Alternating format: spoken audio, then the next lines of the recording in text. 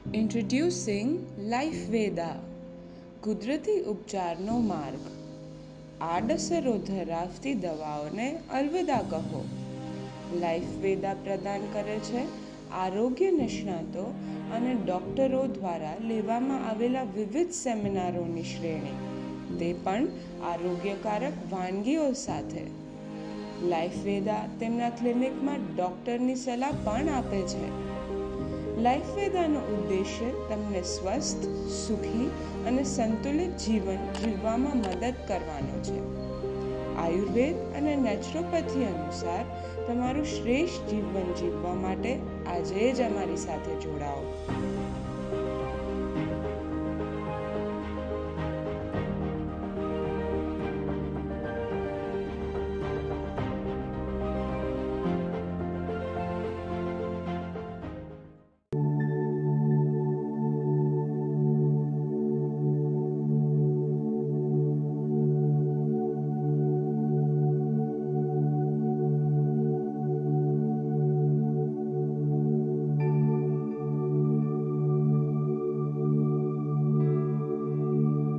છે નહીં.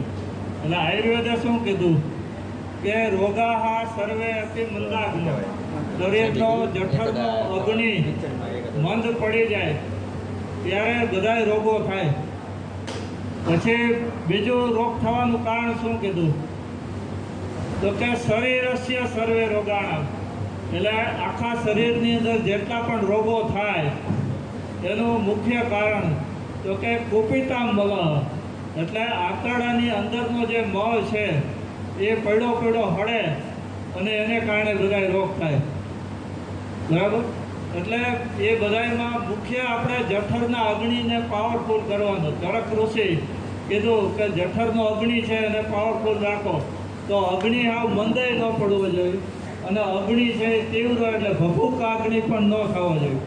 એટલે જે અગ્નિ છે એને પાવરફુલ કોણ કરે તો એના માટે મેં ગવર્મેન્ટ જોબ કરી વર્ગ 2માં મેડિકલ ઓફિસર તરીકે, ને નિવૃત્ત થયા પછી મેં બધો શાસ્ત્રનો પાછું બીજી વાર અભ્યાસ કરી અને એમાંથી જઠરના અગ્નિને પાવરફુલ કરે એવું એક જ ઔષધ છે અને એ આપણું અદરક એટલે આદુ. એટલે આદુ જે છે એને દુનિયા આખી, એટલે ભાઈઓ બહેનો દુનિયામાં જેટલા કાંઈ છે એ બધા એમ કહે કે આદુ ગરમ છે. એટલે આદુ નામથી માણસો ભડકી જતા અને આદુથી બધા આગા ભાગી જતા હતા. એટલે અગ્નિને પ્રજ્વલિત કરવા અને દરેક વ્યક્તિને આદુ તરફ લાગણી ઉત્પન્ન થાય એના માટે મેં મારું પોતાનું નામ ડૉક્ટર આદુ અંકલ રાખ્યું. બરાબર? હવે એ આદુ જે છે અદરક એટલે લીલું તરોતાજા, કે આદુને આપણે પાણીની અંદર તમે પલાળી દો એટલે સદાય લીલું રહે. તો આદુ જેવી રીતે લીલું રહે, લીલું છમ રહે, એમ એ આપણા શરીરને પણ તરોતાજા રાખે, એને યુવાનીમાં રાખે. આદુ છે એ ઉત્તમ રસાયણ છે, એટલે તમારું ગળપણ છે એ આગળ જવા દે. પછી આદુનું નામ છે નાગર, એટલે જે આદુમાંથી સૂંઠ બને એટલે સૂંઠનું નામ નાગર, એટલે આદુમાંથી સૂંઠ બને. પણ બેયના ગુણધર્મો છે એ બે અલગ અલગ છે. કે સૂંઠ છે એ દીપન એટલે ખોરાકનું પાચન કરે. પછી સૂંઠ છે એ ગ્રાહી, તો કે કોઈ વ્યક્તિને ઝાડા થઈ ગયા હોય તો એને તમે એમ કહો કે ભાઈ સૂંઠ પાવડર અડધી ચમચી 2 વખત તમે પીવો પાણી સાથે તો એનું ઝાડો છે એ બંધ થઈ જાય. પછી સૂંઠ છે એ આમનું પાચન કરે, એટલે તમે જે કાંઈ ખોરાક ખાઓ અને એનું પૂરું પાચન ના થાય અને એ કાચો રસ શરીરની અંદર જે ભાગમાં જાય ત્યાં દુખાવો ઉત્પન્ન કરે. એટલે એ રોગનું નામ શું કહેવાય તો કે આમવાત. એલોપેથિક વિજ્ઞાનમાં એને શું કહે કે રૂમેટોઇડ આર્થરાઇટિસ. એટલે દુખાવાના જે પ્રકાર છે શરીરની અંદર તો કે પહેલું આમવાત, કે વ્યક્તિ પેટ ભરીને રોગ થવાના મુખ્ય કારણો શું તો કે પેટ ભરીને જમવાથી રોગ થાય. પછી ઝડપથી જમવાથી પણ રોગ થાય. હવે આમાં જેને વજન હોય એ સમજી લેજો. લેજો કે વજન વધવાના કારણો પણ આ જ છે કે મોઢામાં ભગવાને 32 દાંત આપણને આપ્યા છે, તો 32 મિનિટ આપણે ચાવીને ખાવાનું. એટલે ત્યાં પેટમાં દાંત નથી એટલું જ યાદ રાખવાનું છે, અને જમતી વખતે ચાવીને ખાવાનું. એટલે ઝડપથી જમો તો પણ વજન વધે અને રોગ પણ વધે. પેટ ભરીને દાબીને ખાઓ. તો કે આયુર્વેદમાં એમ કીધું છે કે આંખે ત્રિફલા, દાંતે લૂણ, પેટ ન ભરીએ ચારે ખૂણ. તો કેમ કે આંખના કોઈને રોગ થાય તો ત્રિફલા પાવડર છે, એને રાત્રે આપણે 1 ગ્લાસ પાણીમાં 1 ચમચી પલાળી દઈ અને એ પાણી સવારે ગાળી અને આઈ બાઉલ એટલે આંખ માટેની વાટકી આવે, એ આઈ બાઉલથી આંખ તમે સાફ કરો એટલે આંખના નંબર વધતા અટકી જાય. મોતિયાની શરૂઆત હોય તો એ પણ બંધ થઈ જાય. અને ત્રીજું, માઇગ્રેન એને કારણે થતું હોય આંખને કારણે તો એ પણ બંધ થઈ જાય. એટલે એ આંખે ત્રિફલા એટલે આંખના દરેક રોગ માટે ત્રિફલા. દાંતે લૂણ, તો કે દાંતના બધા જે રોગો થાય તો એની અંદર સિંધા લૂણ મીઠું, અને એ આપણે તલનું તેલ લેવાનું. ધાણીનું તેલ આવે, તલનું તેલ, એમાં કાળા તલ છે એ શ્રેષ્ઠ છે, પણ આયુર્વેદમાં સર્વશ્રેષ્ઠ વાતજ્ઞ ઔષધમાં તિલ તેલ એટલે તલનું તેલ કીધું છે, અને દાંતના રોગોમાં શ્રેષ્ઠ તલનું તેલ કીધું છે. એટલે તલનું તેલ અને સિંધાલુણ મીઠું એની તમે પેસ્ટ બનાવી અને દાંત કેવી રીતે ઉગે છે એવી રીતે આપણે એનો ઉપયોગ કરવાનો. નીચેના દાંત છે એ નીચેથી ઉપરની સાઈડ આવે, ઉપરના દાંત છે એ ઉપરથી નીચેની સાઈડ આવે. તો આપણે દાંતના જે મસાજ કરવાના તો એ નીચેથી ઉપર લેવાનું, ઉપરથી નીચે લેવાનું. આ એની સાચી પદ્ધતિ છે. પછી બધા આડેધડ આમ બ્રશ ઘસતા હોય તો એમાં દાંતના પેઢાઓને ખૂબ નુકસાન થાય એમ, અને પછી એમાં બધે ખાંચા થતા જાય ને ધીરે ધીરે દાંતમાં અહીંયા કચરો ભરાવાનું ચાલુ થઈ જાય અને પછી વિવિધ પ્રકારના દાંતના રોગો થાય. એટલે આંખે ત્રિફલા, દાંતે લૂણ, પેટ ન ભરીએ ચારે ખૂણ.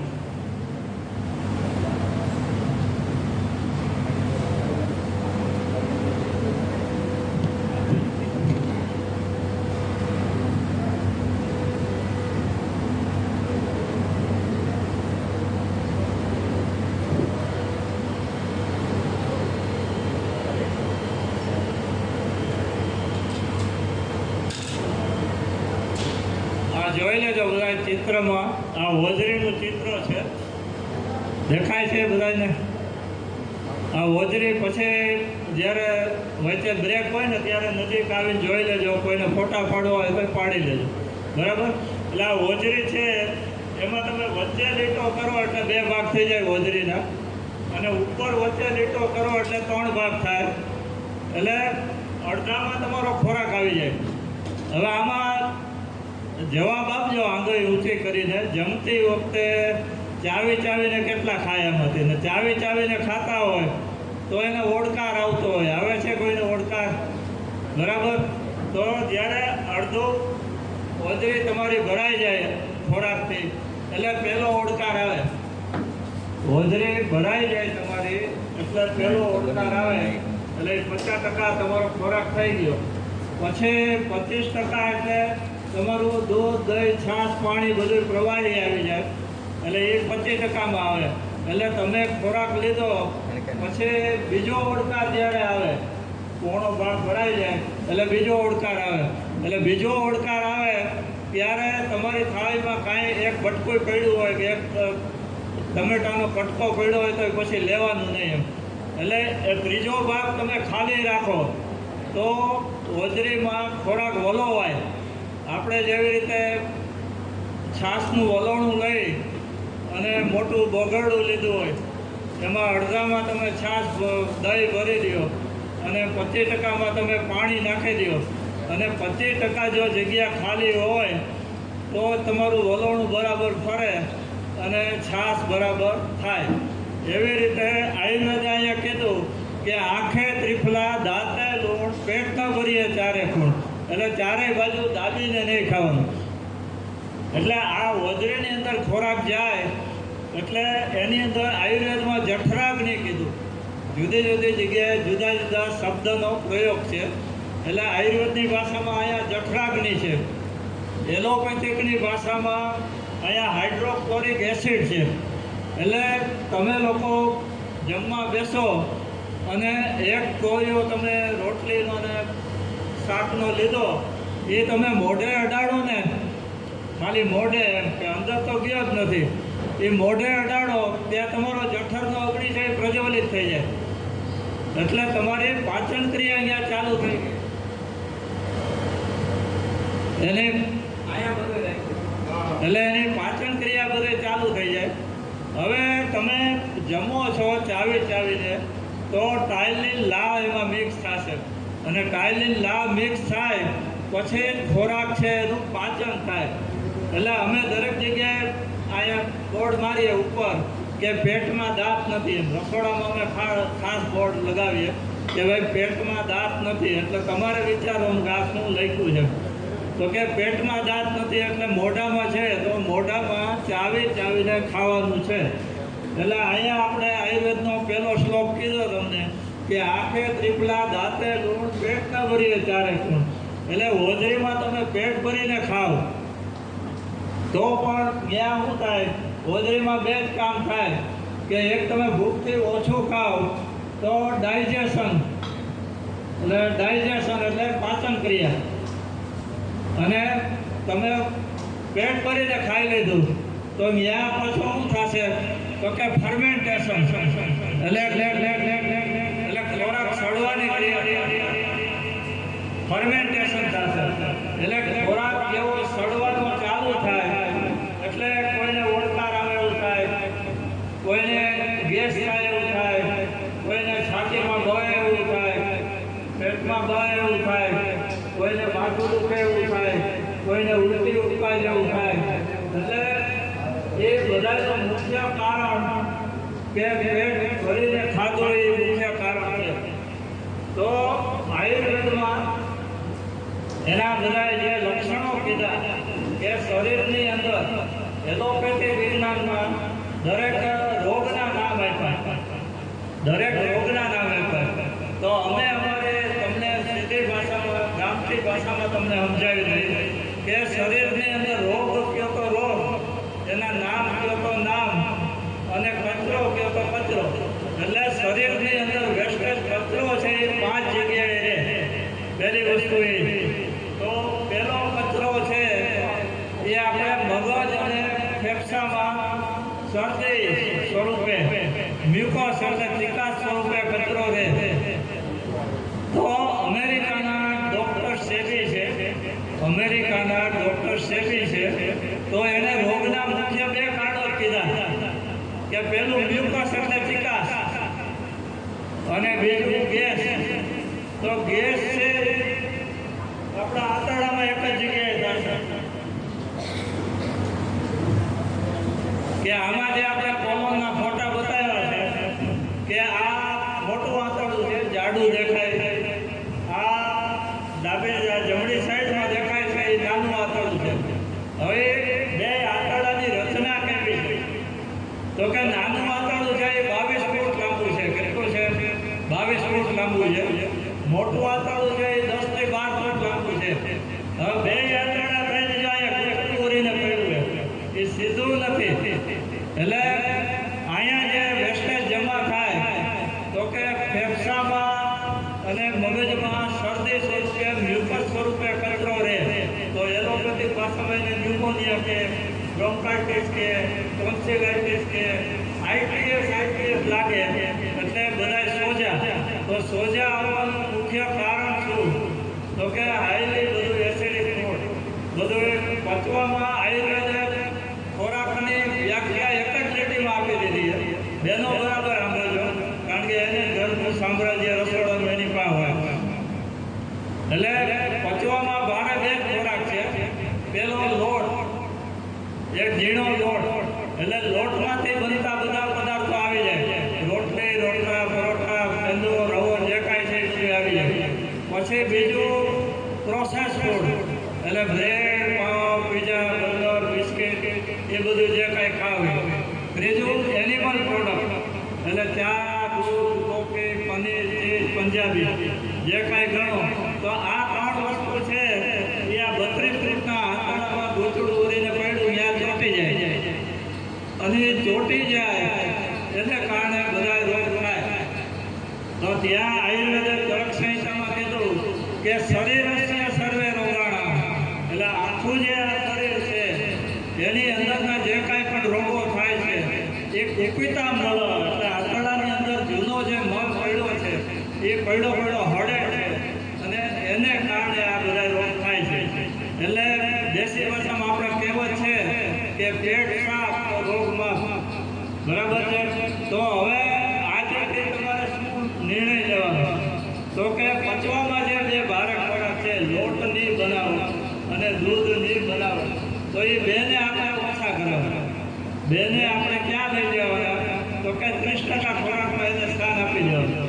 50%માં તમારે બધા વેજીટેબલ જ્યુસ છે, બધા ફ્રૂટ છે, બધા સલાડ છે, એમાં જવાનું. પછીના 20% છે એમાં તમે હોલ ગ્રેન ફૂડ, આયુર્વેદે શું કીધું? જો ખોરાકની વ્યાખ્યા એકમાં આપી આયુર્વેદે, તો એણે એમ કીધું કે હોલ ગ્રેન ફૂડ એટલે દાળ, ભાત, ખીચડી, દલિયા વગેરે તમે જે કાંઈ બનાવો તો એ પચવામાં હલકું છે, એ પચવામાં હલકું છે. તો એની તમે સરખામણી કેવી રીતે કરશો? તો કે આપણા વડાપ્રધાન નરેન્દ્ર મોદી સાહેબ છે એની વિવિધ કલરની બધી એની બધા બંડી, દેશી ભાષામાં બંડી પહેરે કલરની, તો એમાંથી આપણે 3 જ કલર યાદ રાખવાના. પહેલો 20 રૂપિયાની નોટ લખો, લીલો કલર, બરાબર. પછી 20 ને 10 ગુણો તો કેટલા થાય? કે 200. તો 200માં કયો કલર આવે? કેસરી નોટ. અને 200 ને પાછા 10 ગણા ભારે ગણવા હોય તો કયો કલર આવશે? 2000, ગુલાબી કલર આવી જાય, બરાબર. તો આયુર્વેદે શું કીધું? તો કે હોલ ગ્રેન ફૂડ એટલે આખું જે કાંઈ ધાન છે, દાળ, ભાત, ખીચડી, દલિયા વગેરે એ પચવામાં હલકું છે. હવે બધા સમજી લેજો કે હવે તમારે શું ખાવું, તો એ પચવામાં હલકું છે. એનાથી લોટમાંથી બનતા પદાર્થો, રોટલી, રોટલા, ભાખરી વગેરે પચવામાં 10 ગણા ભારે. તો આયુર્વેદનું જે શાસ્ત્ર છે એ 10,000 પુરાણું, 10,000 વર્ષ જૂનું શાસ્ત્ર છે. તો ત્યારે આપણી જે આ ભાખરી છે ને એ વિદેશ ગઈ નહોતી, એટલે આ બીજા ત્યારે હતા ને એટલે એમાં વર્ણન નથી કરી, નહીતર એનું વર્ણન એમાં આવી જાય. એટલે હોલ ગ્રેન ફૂડ છે, દાળ, ભાત, ખીચડી, દલિયા વગેરે એ પચવામાં હલકા છે, એટલે એને આપણે 20 રૂપિયાની નોટ ગણો. એનાથી લોટમાંથી બનતા પદાર્થો, રોટલી, રોટલા, ભાખરી વગેરે પચવામાં 10 ગણા ભારે, તો એને આપણે 200ની નોટ ગણો. અને એનાથી રોટલી, રોટલા, ભાખરી પચવામાં 10 ગણું ભારે દૂધ એટલે એનિમલ પ્રોડક્ટ થયું. હવે ત્યાં પાછું શું થાય છે? વિજ્ઞાન એટલે વિશિષ્ટ જ્ઞાન. એલોપેથિક એટલે વિશિષ્ટ જ્ઞાન કહે, અને અમે શું કહીએ? વિજ્ઞાન એટલે વિરુદ્ધ જ્ઞાન, ઓવરડોઝ જ્ઞાન થઈ ગયું. તો વૈજ્ઞાનિકોએ સંશોધન કરી દીધું કે ગાયનું દૂધ છે તો એમાં કેલ્શિયમ કેટલું છે? તો કે એમાં કેલ્શિયમ 120% છે. ગાયના દૂધમાં કેલ્શિયમ 120% છે. પછી એણે સંશોધન કર્યું તો કે ભેંસનું દૂધ, તો ભેંસના દૂધની અંદર કેલ્શિયમ કેટલું? તો કે 240% છે. પછી આવ્યું બકરીનું દૂધ, તો કે એમાં કેલ્શિયમ કેટલું છે? તો કે 40% છે. પછી આવ્યું ઊંટડીનું દૂધ, તો આયુર્વેદમાં ઊંટડીનું દૂધ છે એ રોગની સારવાર માટેનો ઉપયોગ બતાવ્યો છે. બાકી તો દરેક જે પ્રાણી છે કે મનુષ્ય છે એ જે કાંઈ યોની છે એ બધા પોતાની માતાઓનું દૂધ પીવે, કોઈ પારકી માનું દૂધ પીતું નથી. સમજાય છે બધાને? તો આપણા બધાનો જે જન્મ થયો, તો આપણી માતાએ આપણને જે દૂધ આપ્યું, તો માતાના દૂધમાં કેલ્શિયમ કેટલું છે? તો કે 28% છે. કેટલું છે? 28%. હવે તમે અત્યારે કેટલું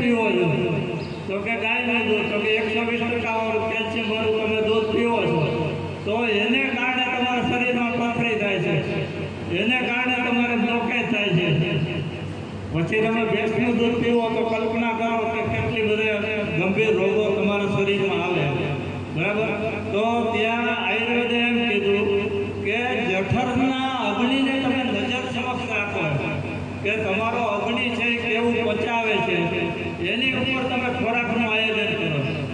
આપણે તો એક સાહેબ આ લેપટોપમાં 24 કલાક બેઠા હોય, બેઠાનો જેનો બિઝનેસ છે સર્વિસ કે જે કાંઈ ગણો, તો એના વિચારો કેવા, એ ઘરે તરત જ ઓર્ડર કરશે કે 2 પિઝા મંગાવી લેજો, કાંઈ એમ કે ડ્રિંક્સ બધા કોલ્ડ ડ્રિંક્સ મંગાવી લેજો, વેફર નમકીન મંગાવી લેજો.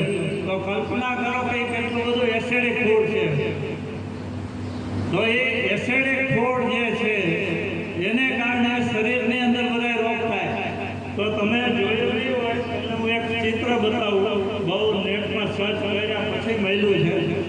હવે એ ચિત્ર હું કે how acidic food effect the body, એટલે આખા શરીરની અંદર તમે રાંધેલો, બાફેલો, ઉકાળેલો, એટલે અત્યારનો જે latest fast food, junk food, pizza, burger, ice cream, ઠંડા પીણા, નમકીન, વેફર, ગાંઠિયા, ખમણ, એ જે ખોરાક છે બેનો સમજી લેજો કે મેંદાનો લોટ આમાં કેટલા બેનો વાપરે, મેંદાનો લોટ કોણ વાપરે. એટલે આ શિબિરમાં આવ્યા એટલી આશા રખાય કે આવું બધું બંધ થઈ ગયું, બરાબર. તો મેંદાનું અંગ્રેજીમાં નામ શું? તો કે ઓલ પર્પઝ ફ્લોર. એટલે બધાયમાં હાલે કે તમારે સમોસા બનાવવા હોય તો એ લોટ હાલે, પૂરી બનાવવું હોય તો હાલે, કચોરી બનાવવી હોય તો હાલે, પછી એની તમારે નાન બનાવવી હોય તો હાલે. તો કે એનું નામ ઓલ પર્પઝ ફૂડ ફ્લોર. તો એ ઓલ પર્પઝ ફ્લોર છે તો એનું કામ શું? તો કે એનું કામ એવું છે, ઓલ પર્પઝ ડિસીઝ, બધે પ્રકારના ગંભીર રોગો મેંદો બનાવે. એટલે આપણે મેંદાની બનાવો, એટલે તમે એમ કહો કે મેંદો નથી વાપરતા, તો તમે બિસ્કિટ ખાઓ, બર્ગર ખાઓ, બ્રેડ ખાઓ, તો એ બધું મેંદામાંથી જ બને. એટલે એ બધું મેંદો છે એનો કદર આપણે એવોઇડ કરવાનો, એને છોડી દેવાનો, એને ઘરમાં આવવો જ ન જોઈએ એવો સિદ્ધાંત રાખવો. હવે આ બધા જે રોગ થાય છે એની અંદર એને એમ કીધું કે એસિડિક ફૂડ તમે ખાઓ એટલે તમારું બ્રેઇન છે, એટલે મગજની અંદરના જે કાંઈ રોગો છે, મેનેજાઇટિસ વગેરે છે, તમારા અલ્ઝાઇમર છે, યાદ શક્તિ ઓછી થતી હોય, પાર્કિન્સન છે, એ બધા રોગ એનાથી થાય, બરાબર છે. પછી આપ્યું છે એનું હાર્ટ, એટલે હૃદયની અંદર બ્લોકેજ આવે તો એ બધા એસિડિક ફૂડથી આવે. પછી હૃદયની અંદર વાલ છે એ ખરાબ થઈ જાય તો એને કારણે થાય. પછી હૃદય તમારું ડાયલેટ થઈ જાય, બહુ થાય તો એને કારણે થાય. કારણ કે ચારે બાજુથી દબાણ આવે. જેવી રીતે આમાં કુકરનો ઉપયોગ કેટલા બનો કરે છે, કુકરનો ઉપયોગ કેટલા કરવાનો રસોઈમાં. હવે જો કુકરમાં સમજી લો કે કુકર છે એમાં નીચેથી અગ્નિનું દબાણ આવે. કોનું આવે દબાણ? અગ્નિનું. ઉપરથી દબાણ શેનું આવે? તો કે સીટીનું. એટલે નીચેથી અગ્નિનું દબાણ, ઉપરથી સીટીનું દબાણ. તો એની અંદર તમારું અનાજ છે ચડતું નથી, એ ગળી જાય છે અને ફાટી જાય છે. તો હવે તમે તમારું ગોખેલું જ હોય બધું કે ભાઈ આપણે 3 સીટી વગાડવી એટલે દાળ ભાત થઈ જાય, ખીચડી થઈ જાય. પણ તમે એમાંથી બહાર નીકળો કે કુકરનો ઉપયોગ કરવો નહીં. અને કુકરનો ઉપયોગ કરવો હોય તો કેવી રીતે કરવાનો? તો કે એની સીટી કાઢી નાખવાની, એની રીંગ કાઢી નાખવાની, એટલે સ્ટીમર તરીકે એનો ઉપયોગ કરવાનો. તો રાંધેલા ખોરાકની અંદર સર્વશ્રેષ્ઠ ખોરાક કયો? તો કે સ્ટીમ કરેલો ખોરાક, રાંધેલા, બરાબર. તો સ્ટીમ કરેલો ખોરાક છે બધાથી ઉત્તમ. પછી એકદમ ઓછા પાણીથી બનાવેલો ખોરાક, બોઇલ કરેલો ખોરાક, એ ઉત્તમ, બરાબર. તો તમે કુકર વાપરો અને 20 મિનિટમાં તમારી ખીચડી થાય, એની જગ્યાએ તમને તમારી મમ્મીએ શીખવાડેલું હોય 3 ગણા પાણીમાં, તો એમાં તમે ખુલ્લામાં ખીચડી કરો તો એ 25 મિનિટમાં થશે. હવે હું તમને ત્રીજી પદ્ધતિ આપી જાય છું કે તમે અડધો કપ પાણી મૂકો. કેટલું મૂકો? અડધો કપ પાણી મૂકો ગરમ. એ ઉકાળે તેમાં તમે ખીચડી નાખી દો અને એની પાસે ત્યાં ગેસ પાસે જ ઉભા રહ્યો તમે. એટલે ઓછી ક્વોન્ટિટીમાં પાણી છે એ ઝડપથી ગરમ થશે અને તમારા મગ, ચોખા, જે કાંઈ ચણા દાળ નાખી હોય બધું ઝડપથી ચડી જાય. એ એ જોયા પછી જરૂર પડે તો વળી પાછું અડધો કપ પાણી નાખો કે 1 કપ પાણીમાં તમારી ખીચડી થઈ જાય. અને કેટલી મિનિટમાં થાય તો કે 10 મિનિટમાં થઈ જાય. એટલે આપણે એ કરવાનું કે ખુલ્લામાં કરવાનું. માટીના વાસણ હોય તો અતિ ઉત્તમ, અને ના હોય તો આપણે સ્ટીલના વાસણમાં કરવાનું. અને એલ્યુમિનિયમનું કુકર હોય ને તો એ કોઈને ભેટમાં નહીં આપતા, અને એનો નાશ કરી દેવો એમ. અને આમાં ઓવન કેટલા વાપરે? ઓવનમાં જાપાનની અંદર સંસદમાં ખરડો પસાર થઈ ગયો કે ઓવનની જેટલી ફેક્ટરીઓ હોય ને એને મોટામાં મોટો દંડ આપે અને ફેક્ટરીઓ બંધ કરાવો, અને એના વેચાણ કેન્દ્રો છે એ બંધ કરાવો. એટલે ઓવનની અંદર બધાએ તાપમાન એટલા બધા ઊંચા હોય કે ખોરાકની ગુણવત્તા હાવ નાશ પામે, અને તમારા શરીરની અંદર કેન્સર ઉધેલા બધા રોગો થાય. એટલે ઓવનનો ઉપયોગ એ નહીં કરવાનો. પછી આપણે પૌવા બનાવવાના હોય બેન, તો કેવી રીતે તમે બનાવો?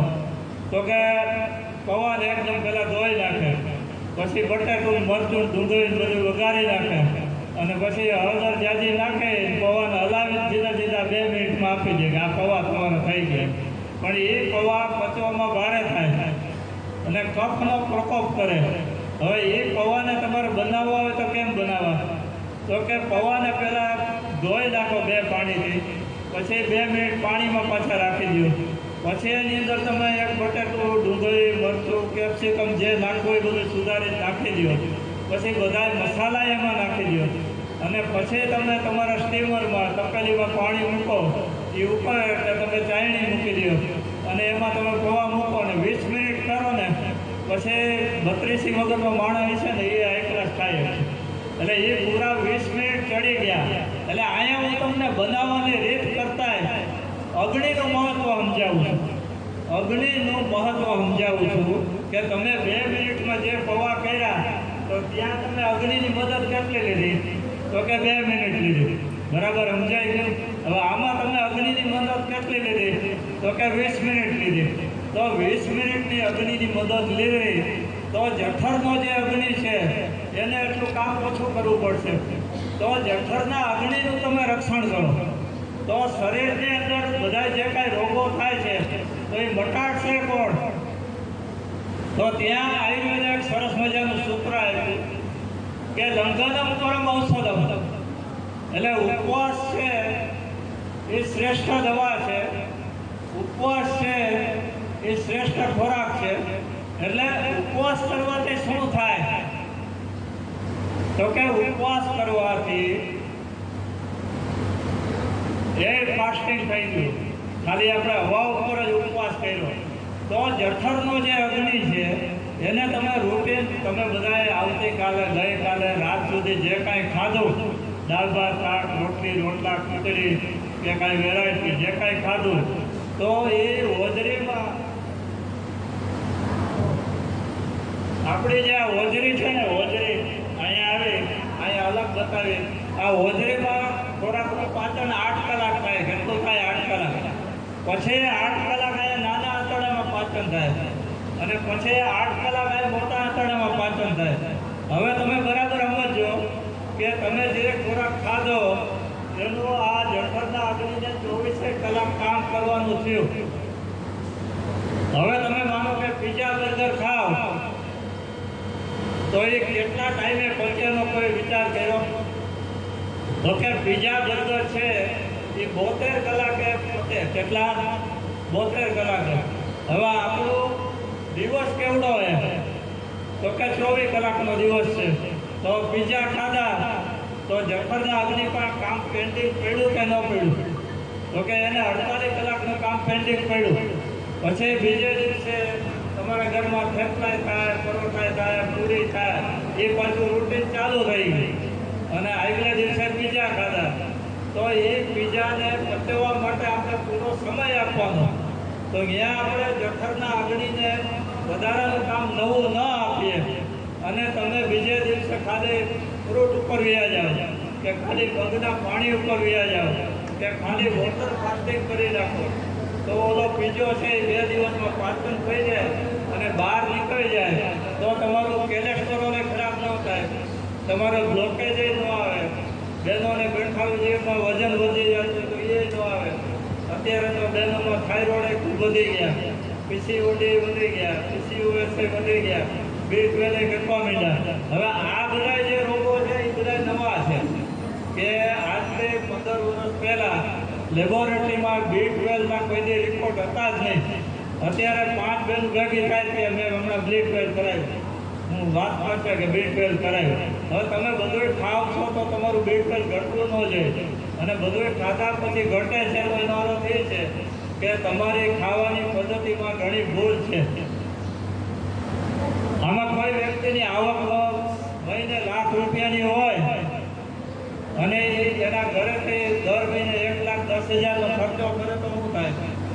તો કે એનો આપણને હિસાબ આવી ગયો કે આમાં દેણું થાય, કે ફિક્સ ડિપોઝિટ તોડવાની થાય, કે ઊંચી ઉધારા થશે, આવું બધું થશે. તો એવી રીતે જઠરનો જે અગ્નિ છે એ અગ્નિનો તમે પહેલાં વિચાર કરો. ભાઈ બીજો છે તો બીજો પચાવી શકશો.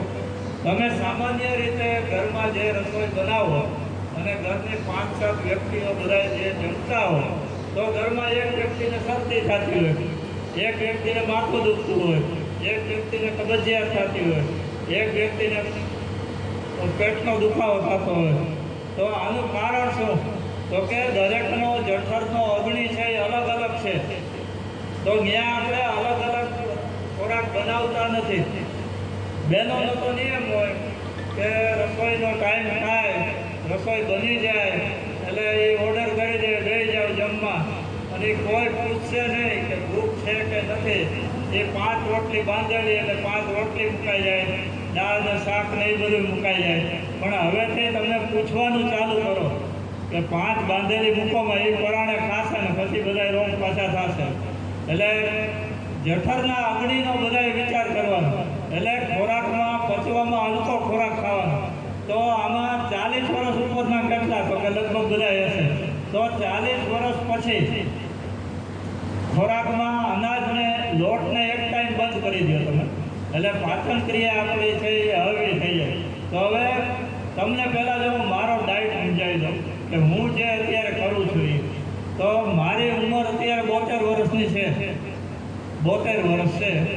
મારે 32 દાંત છે મોઢામાં, આંખમાં મોતિયો ને એવું પણ કાંઈ નથી, અને કોઈ રોગાઈ નથી, કોઈ દવાઈ નથી ખાતો.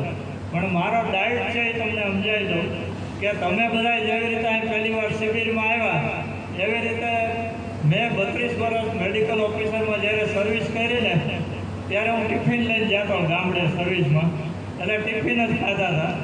નિવૃત્ત થયા પછી મને એમ થયું કે પહેલાં તો મારા શરીરને જો ડેટોક્સ કરવું હોય, સાફ સફાઈ કરી નાખી. એટલે મેં શરૂઆતમાં 7 દિવસ નિર્જલા ઉપવાસ કર્યા. આમાં નિર્જલા ઉપવાસના અનુભવ કેટલાને છે? હાથ ઊંચા કરે. બરાબર, કેટલા કર્યા? 1 કે 5 કે 7 કેટલા? 3 કર્યા. હવે મેં 7 દિવસ નિર્જલા ઉપવાસ કર્યા. કેટલા દિવસ કર્યા? 7 દિવસ. તો ત્યાં નિયમ કેવો લાગુ પડ્યો? તો કે ઓટો ફગે. ઓટો એટલે પોતે અને ફગી એટલે ખાય. અમેરિકાના એક વૈજ્ઞાનિક અને જાપાનના એક વૈજ્ઞાનિક એ બે ઇન્ડિયામાં આવ્યા, ભારતમાં આવ્યા, અને એને આશ્ચર્ય થયું કે અહીંયા ભારતમાં એટલા બધા માણસો 11 વાળા કેમ ગાંડા થઈ ગયા, આ જન્માષ્ટમી વાળા કેમ ગાંડા થઈ ગયા, આ શિવરાત્રિ વાળા કેમ ગાંડા થઈ ગયા, આ રામનવમી પાછળ કેમ ગાંડા થઈ ગયા. તો એના એ સંશોધનમાં આવ્યા એટલે ઉપવાસની પદ્ધતિ જાણવા જે આવ્યા કે તહેવારનું મહત્વ જોઈ લીધું એને કે 11માં લોકો નિર્જલા ઉપવાસ કરે. તો એણે એનું નવું નામ આપ્યું, ઓટો ફગી. ઓટો એટલે પોતે અને ફગી એટલે ખાય. તો જઠરનો જે આ અગ્નિ છે, આ જઠરનો અગ્નિ કે તમે મોઢેથી નવું કાંઈ ન આપો. ઉપવાસ એટલે શું થયું?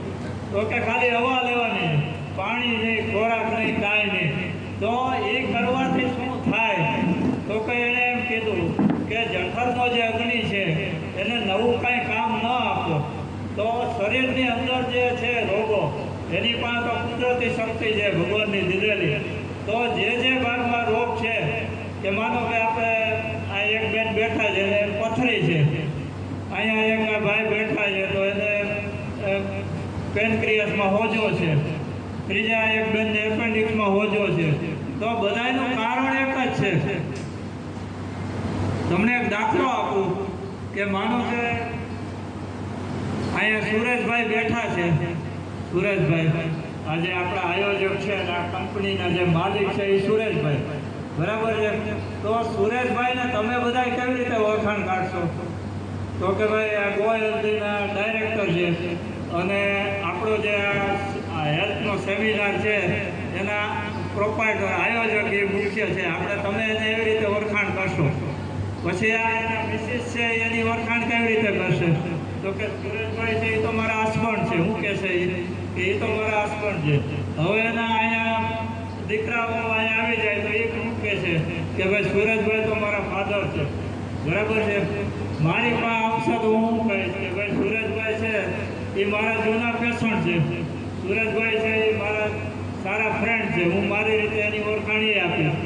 હવે એના દીકરીના સસરા આવશે તો એ ઓળખાણ કેવી આપશે કે ભાઈ સુરેશભાઈ છે એ મારા વેવાય છે એમ કહેશે ને.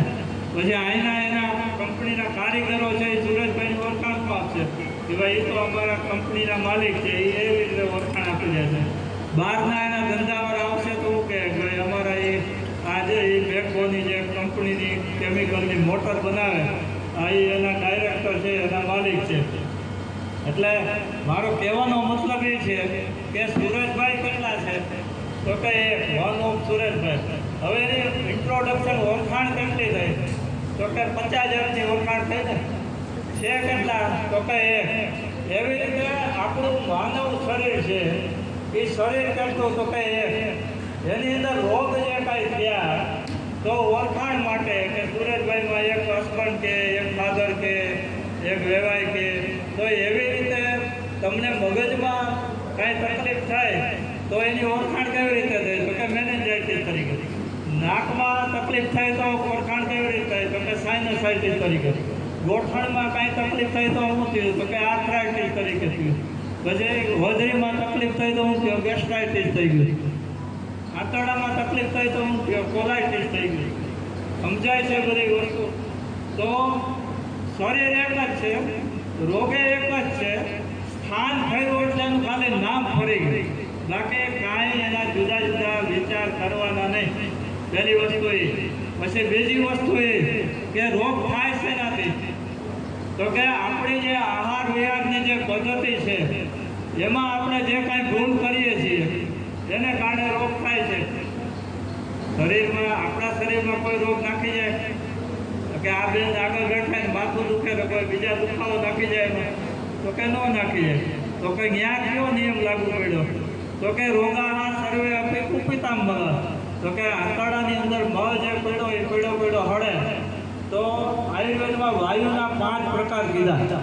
તો કે એક પ્રાણવાયુ, એક ઉદાન વાયુ, એક સમાન વાયુ, એક અપાન વાયુ અને એક વ્યાન વાયુ. તો કે 5 પ્રકારના વાયુ કીધા. તો એમાંથી જે આપણી નાભી દુટી ઉપર જે સમાન વાયુ છે એ સમાન વાયુ જ્યારે ઉપર ચડે ત્યારે તમને છાતીમાં બળે, છાતીમાં દુખે, પેટમાં દુખે, માથામાં દુખે, ચક્કર આવે એવું થાય, બધું ફરતું એવું લાગે તો એના કારણે થાય. તો આ જે વાયુનો પ્રકોપ છે તો એ તમારા MRIમાં નહીં આવે, CT સ્કેનમાં નહીં આવે, ઇન્ડોસ્કોપીમાં નહીં આવે, ગેસ્ટ્રોસ્કોપીમાં નહીં આવે, CT સોનોગ્રાફીમાં નહીં આવે, લેબોરેટરીમાં બ્લડ યુરિનમાં નહીં આવે. તો એ વાયુ તમારું આયુર્વેદ સિવાય કોઈ કરી ન શકે નિદાન. હું તમને મારા કાલના જ પેશન્ટની વાત કરું તો રાજકુમાર કોલેજ આવે ધ્રુવ સર્જિકલ હોસ્પિટલ છે. ડૉક્ટર હર્ષદભાઈ ધ્રુવ એ પ્લાસ્ટિક સર્જન છે અને એના મિસિસ છે વર્ષાબેન ધ્રુવ MD ગાયનેક છે. એ બે લોકો કાલ મારી અહીંયા બતાવવા આવ્યા છે, બરાબર. તો અમુક વસ્તુ છે એનાથી ક્યોર નથી થતી. એ વર્ષાબેન ધ્રુવ છે એ 1.5 વર્ષ પહેલાં આવ્યા ત્યારે એ વર્ષાબેનને 15થી 20 વખત લેટરીન જતા હતા, ઝાડે જતા હતા. હવે એના બધા ડૉક્ટરો તો ફ્રી હોય, બધા ઇન્ડોસ્કોપી, ગેસ્ટ્રોસ્કોપી એની 3 મહિના સારવાર લીધી. એનો પોતાનો દીકરો MD મેડિસિન અમેરિકામાં એની પણ સારવાર લીધી. પછી એના ઝાડા બંધ ન થયા.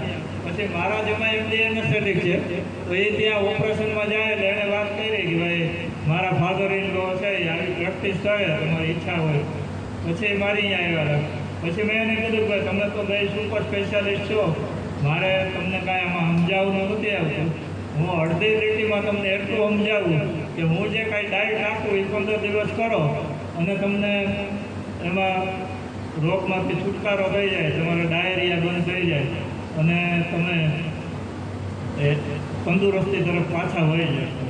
એનું 17 કિલો તો વેઇટ લોસ થઈ ગયું. 4 દિવસે જ એનો ફોન આવ્યો કે ભાઈ 17-18 વાર ઝાડા જે જતા તેનાથી 2 વાર થઈ ગયું, અને તે પછી 10 દિવસ આવ્યું કે હવે કમ્પ્લીટ તબિયત સારી થઈ ગઈ. એટલે અમુક વસ્તુ એવી છે કે એ આયુર્વેદમાં પહેલું સૂત્ર આપ્યું છે કે પથ્ય સતે કેમ ઔષધમ, એટલે એમ કે પરેજી જો તમે રાખો તો દવાની કોઈ જરૂર નથી. આ પહેલું સમજો, પથ્ય સતે કેમ ઔષધમ, પથ્ય અસતે કેમ ઔષધમ, એટલે કે તમે પરેજી પણ ન રાખો તો પણ દવાની કોઈ જરૂર નથી, કારણ કે ખાલી દવાથી કોઈ રોગ મળતા નથી.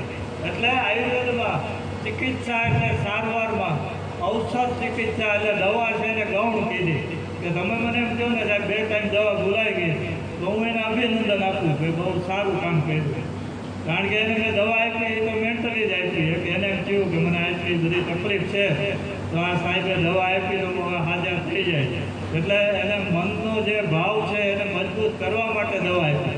બાકી ભૂલી ગયા તો ઓલા લોકો શું કહે કે ભાઈ તમે દવા બંધ કરી દેશો તો પહેલેથી બધી ચાલુ કરી દો. એટલે આયુર્વેદમાં ચોખ્ખું જ કીધું કે પથ્ય સતે કેમ ઔષધમ, પથ્ય અસતે કેમ ઔષધમ, કે પરેજી રાખો તો દવાની કોઈ જરૂર નથી અને પરેજી ન રાખો તો પણ દવાની કોઈ જરૂર નથી. એટલે હવે આપણે મૂળ અગ્નિ ઉપર આવ્યા કે તમે પૌવા છે એ 20 મિનિટ સ્ટીમ કરીને બનાવ્યા તો પૂરેપૂરી આપણે 20 મિનિટ એ અગ્નિની મદદ લીધી. તો એ અગ્નિની મદદ લીધી તો અંદરના અગ્નિને પચાવવામાં થોડુંક હલકું કામ થઈ જાય. જે એને 2 કલાક ખાવાની હતી તો એની જગ્યાએ અડધી કલાકમાં પાચન થઈ જાય. એટલે અગ્નિ છે એનું બરાબર બધાએ ખ્યાલ રાખવાનું. એટલે પહેલું સૂત્ર મેં તમને આપ્યું કે આંખે ત્રિપલા, દાંતે દોડ, પેટ ન ભરીએ ત્યારે ખરું. હવે બીજું એક સૂત્ર છે કે જો નિરોગી રહેવું હોય તો મૂરો, મોગરી અને દહીં એ બપોર પછી નહીં. શું કે જો નિરોગી રહેવું હોય તો મૂરો, મોગરી અને દહીં બપોર પછી નહીં. એટલે દહીં છે, મૂરો છે, મોગરી એવું બધું સાંજે તમે ખાઓ તો એને કારણે એલર્જી, ચામડીના રોગો, પછી દમ શ્વાસના રોગો એ બધા થાય. એટલે દહીં છે આમાં જે ખાતા હોય દહીં છે એને બપોરે ખાવાનું, રાત્રે નહીં ખાવાનું. હવે દહીંની પાછી સાચી રીત સમજી લો કે દહીંને તમે જે જમાવી દીધું ને એની સ્થિતિમાં ખાવાનું નથી, કારણ કે દહીંના પણ ખાસા ગુણધર્મો છે કે દહીં છે એ ગ્રાહી છે, દહીં છે એ કફ કરે છે, દહીં છે એ વજન વધારે છે, દહીં છે એ ચામડીના રોગ કરે છે, દહીં છે એ અગ્નિને બંધ કરે છે. એટલે એ દહીંને તમે જમાવેલું દહીં છે એને બહાર કાઢી 10 મિનિટ બહાર રાખી અને એમાં અડધા કપ જેટલું પાણી નાખી અને ગોળું કરી દેવાનું અને પછી એનો ઉપયોગ કરવાનો. હવે જેવી રીતે દહીં છે એમાંથી છાશ બને, જેવી રીતે આદુ માથે સૂંઠ બને. એટલે બેયના તફાવતો સમજી લેજો. પછી આમાં આપણે આદુ વિશે અમે 2 કલાક તમને લેક્ચર આપીએ અને પછી પાછા અહીંયા ઊભા રહી જાઓ તમે કે સાહેબ આદુ લેવું કે સૂંઠ લેવું. એટલે એવું ન થાય એ કરવાનું. આપણે ઓલા રામાયણમાં બધા ગયા અને રામાયણ બધી આખી આંબોઈ લીધી અને છેલ્લે ઉઠતા કીધું કે ઓલી સીતા તો હરણ થઈ ગયું હતું, હરણની પાસે સીતા થઈ કે નહીં. એટલે એવું હવે ન થાય એ કરજો. એટલે દહીં છે એના ગુણધર્મો અલગ છે, છાશના ગુણધર્મો અલગ છે. આયુર્વેદમાં છાશને અમૃત કીધી, અમૃત એટલે એ દીપને કરે, પાચને કરે અને તૃષાને એટલે તરસને પણ એ દૂર કરી દે. અને બીજું શું કીધું એના સારામાં સારો ગુણ તો કે નિરામ અવસ્થા. શરીરની અંદર 2 અવસ્થા હોય, કોઈ પણ રોગ થયો તો એ સામ અવસ્થા કહેવાય. આમ કાચો રસ છે ભેગો થઈ ગયો એટલે એ સામ નામ અવસ્થા, બીજી નિરામ અવસ્થા, એટલે શરીરમાંથી કાચો રસ છે એ બધો દૂર થઈ ગયો, એ નિરામ અવસ્થા. એટલે અત્યારે માનો કે કોઈને કબજિયાત છે તો કબજિયાતનો અર્થ શું કરવાનો? તો કે કબજો અને આંતરડા માથે મળનો કબજો, એનું નામ કબજિયાત. બરાબર છે? તો એલોપેથિકમાં શું કરશે? તો કે તમે બહુ ફરિયાદ કરશો તો એ તમને ઇન્ડોસ્કોપી કરી દે, આંતરડામાં દૂરબીન નાખીને તપાસ કરી દે, પછી એનું MRI CT સ્કેન કરી દે. હવે એમાં જો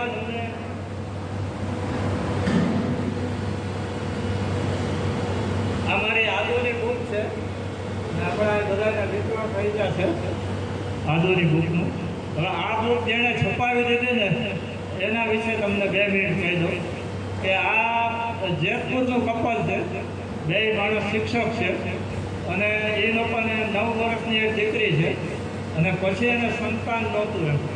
એના પુત્ર પ્રાપ્તિ માટેના ઘણા પ્રયત્નો હતા, 5-6 મોટા MD ગાયનેકને બધાને બતાવી દીધું. પછી કોઈ IVFની સલાહ આપી, કોઈ બીજી સલાહ આપી, કોઈ પોતેની બધા 2-3 ઓપરેશન કરીને વધારે સાફ કરવાની સલાહ દીધી. પછી એ લોકો કંટાળીને કોઈ મારી એડવાઇસ કરી એટલે મારી પાસે આવ્યા હતા. એટલે બેન પહેલાં આવીને તો રોવાનું કામ કર્યું, 10-15 મિનિટ રોવા દીધા, પછી શાંત થઈ ગયા. પછી મેં એને બધું સમજાવી દીધું કે શરીરની ભગવાને જે રચના કરી છે, તમે બધા સાંભળજો કે શરીરની ભગવાને જે પ્રકારે રચના કરી છે, શરીરની જે ડિઝાઇન બનાવી, એ ડિઝાઇન પ્રમાણેનો ખોરાક આપણે ખાવાનો. બરાબર? તો પહેલી મેં તમને વાત અધૂરી જે રહી એ પહેલાં સાંભળજો કે મેં પહેલાં 7 દિવસ નિર્જલા ઉપવાસ કર્યા, 7 દિવસ કન્ટિન્યુ. પછી મેં 11 દિવસ પાણીના ઉપવાસ કર્યા, વોટર ફાસ્ટિંગ, એટલે 18 દિવસ થયા. પછી મેં 2 મહિનાને 12 દિવસ જ્યુસ ઉપર, પછી ફ્રૂટ ઉપર, અને પછી સૂપ ઉપર. એટલે મેં 3 મહિના મારું શરીર છે એ આખું મેં ડેટોક્સ કરી નાખ્યું. અને ત્યારે મને શું ફાયદા થયા એ હું તમને સમજાવી દઉં કે અપડાઉનને કારણે, ટિફિનને એવું ખાવાને કારણે, અનિયમિતતાને કારણે મને માઇગ્રેનની અસર થઈ ગઈ હતી. પછી કોલેસ્ટેરોલ આવ્યું હતું, પછી વજન મારું 80 કિલોએ પહોંચી ગયું હતું. પછી પોસ્ટ્રોક્સિસ રોગ થાય. પોસ્ટ્રોક એટલે શિયાળુ. શિયાળુ આમાં ઘણા જોયું હશે સીમ વિસ્તારમાં, કૂતરા જેવું જામતો હોય, પણ એ શિયાળાનું જે માથું હોય એ માથા જેવો આકાર આપણા ગોઠણનો થઈ જાય. એટલે મારા ગોઠણમાં એ હોજો આવી ગયો હતો, અને દબાવ્યો ને એટલે ગાદી પોતું લાગે.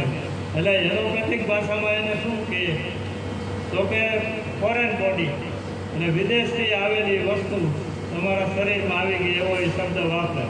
આ પાણી જે આવ્યું એને એમ કહે કે વિદેશથી આવેલી વસ્તુ છે.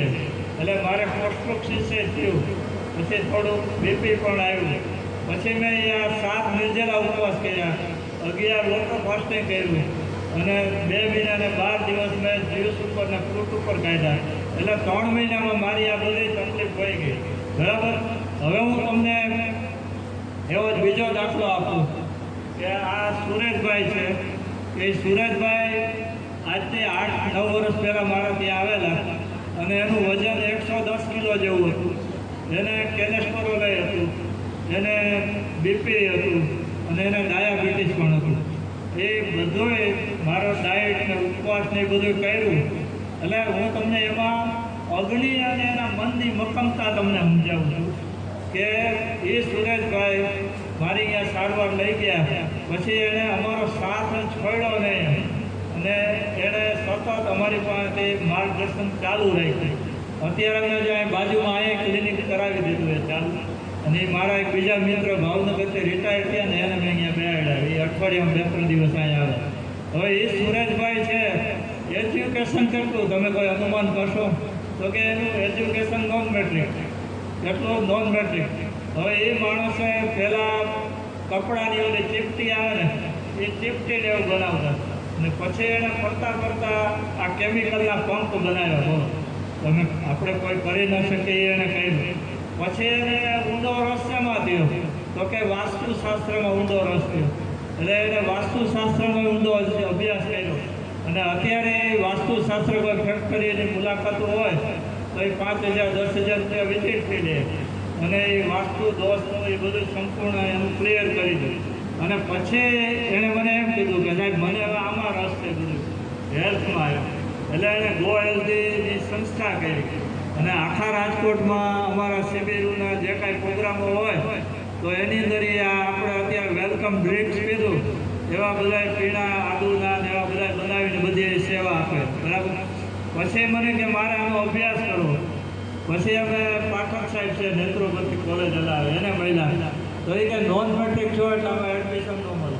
એટલે મેં કીધું સાહેબ ઘણા બધા રસ્તા હોય કે ધારાસભ્ય ઓલો મત વિસ્તારમાંથી ચૂંટાયો ન હોય ને તો એને રાજ્યસભામાંથી અંદર નાખી દે અને પછી એ ફેસિલિટીથી એને ધારાસભ્ય બનાવી દે. એવી રીતે મેં કીધું તમારો વિકલ્પ હોય. પછી એણે કીધું કે 1 વર્ષ ડિપ્લોમા કરાવો. 1 વર્ષ એને ડિપ્લોમા કરાવ્યું ને પછી 3 વર્ષ ડિગ્રીના કરાવ્યા. એટલે એ નેત્રોપતિ ડૉક્ટર થઈ ગયા. અને હજી મારી ગયા અઠવાડિયામાં 2 દિવસ બુધવારને રવિવારને એમ શીખવા માટે હજી આવે. એટલે મારું કહેવાનો અર્થ એ છે કે તમે એક વસ્તુની પાછળ પડી જાઓ તો તમને એમાં સફળતા મળે. તો તમારે ક્યાં પાછળ પડવાનું? તમારે એક જ કામ કરવાનું હોય કે તમારી ડાયરીમાંથી સારી સારી હોસ્પિટલો ને સારા સારા ડૉક્ટરોના નંબર ડિલીટ કરવાના. કે આપણે હવે કોઈની મદદ નથી લેવી. તો આપણે પહેલું શું કરવાનું? તો કે પહેલું સુખ તે જાતે કરીએ. તો આયુર્વેદમાં તંદુરસ્ત વ્યક્તિ કોને કહેવાય એ અમે એક શ્લોકમાં વ્યાખ્યા આપી દીધી. જેને લખવા લખી લેજો. તંદુરસ્ત વ્યક્તિની વ્યાખ્યા છે એ એક શ્લોકની અંદર જ આપી દીધી કે સમદોષ. પછી હું તમને વિગતવાર સમજાવીશ. સમદોષ સમાગ્નિશ્ચ સમધાતુ મલહ ક્રિયા પ્રસન્ન આત્મેન્દ્રિય મનઃ સ્વસ્થ ઇત્યભિધીયતે. એટલે સમદોષ એટલે શરીર છે એ 3 દોષનું બનેલું છે, વાયુ, પિત્ત અને કફ. તો વાયુ, પિત્ત, કફ છે એ વધારે પણ ન હોય ઓછા પણ ન હોય એ તંદુરસ્ત કહેવાય સમદોષ. પછી સમાગ્નિ. હવે જો અગ્નિ વિશે સમજી લેજો. મેં તમને બહુ બહાર આપ્યો અગ્નિમાં. એ અગત્યનો મુદ્દો છે કે આપણે સંસારની અંદર તમે ભૌતિક જે આ લૌકિક જે જીવન જીવો છો એમાં મહત્વ શેનું છે? કોઈ કહેશે તો કે પૈસાનું. આપણે બધા શેના માટે દોડા કરીએ? પૈસા માટે. બરાબર છે. તો રોડ ઉપર અબજો રૂપિયા પીડાય.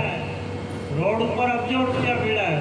તો સુરેશભાઈ છે એની પાસે 4 ફેક્ટરી છે, બોમ્બેમાં છે, 4-5 જગ્યાએ એના સારા બધા ફ્લેટ હોય છે. તો એકની પાસે ઘણું બધું છે તો એકને ભાડે રહેવું પડે. તો રોડ ઉપર તો રૂપિયાના ઢગલા. તો આમ કેમ થાય?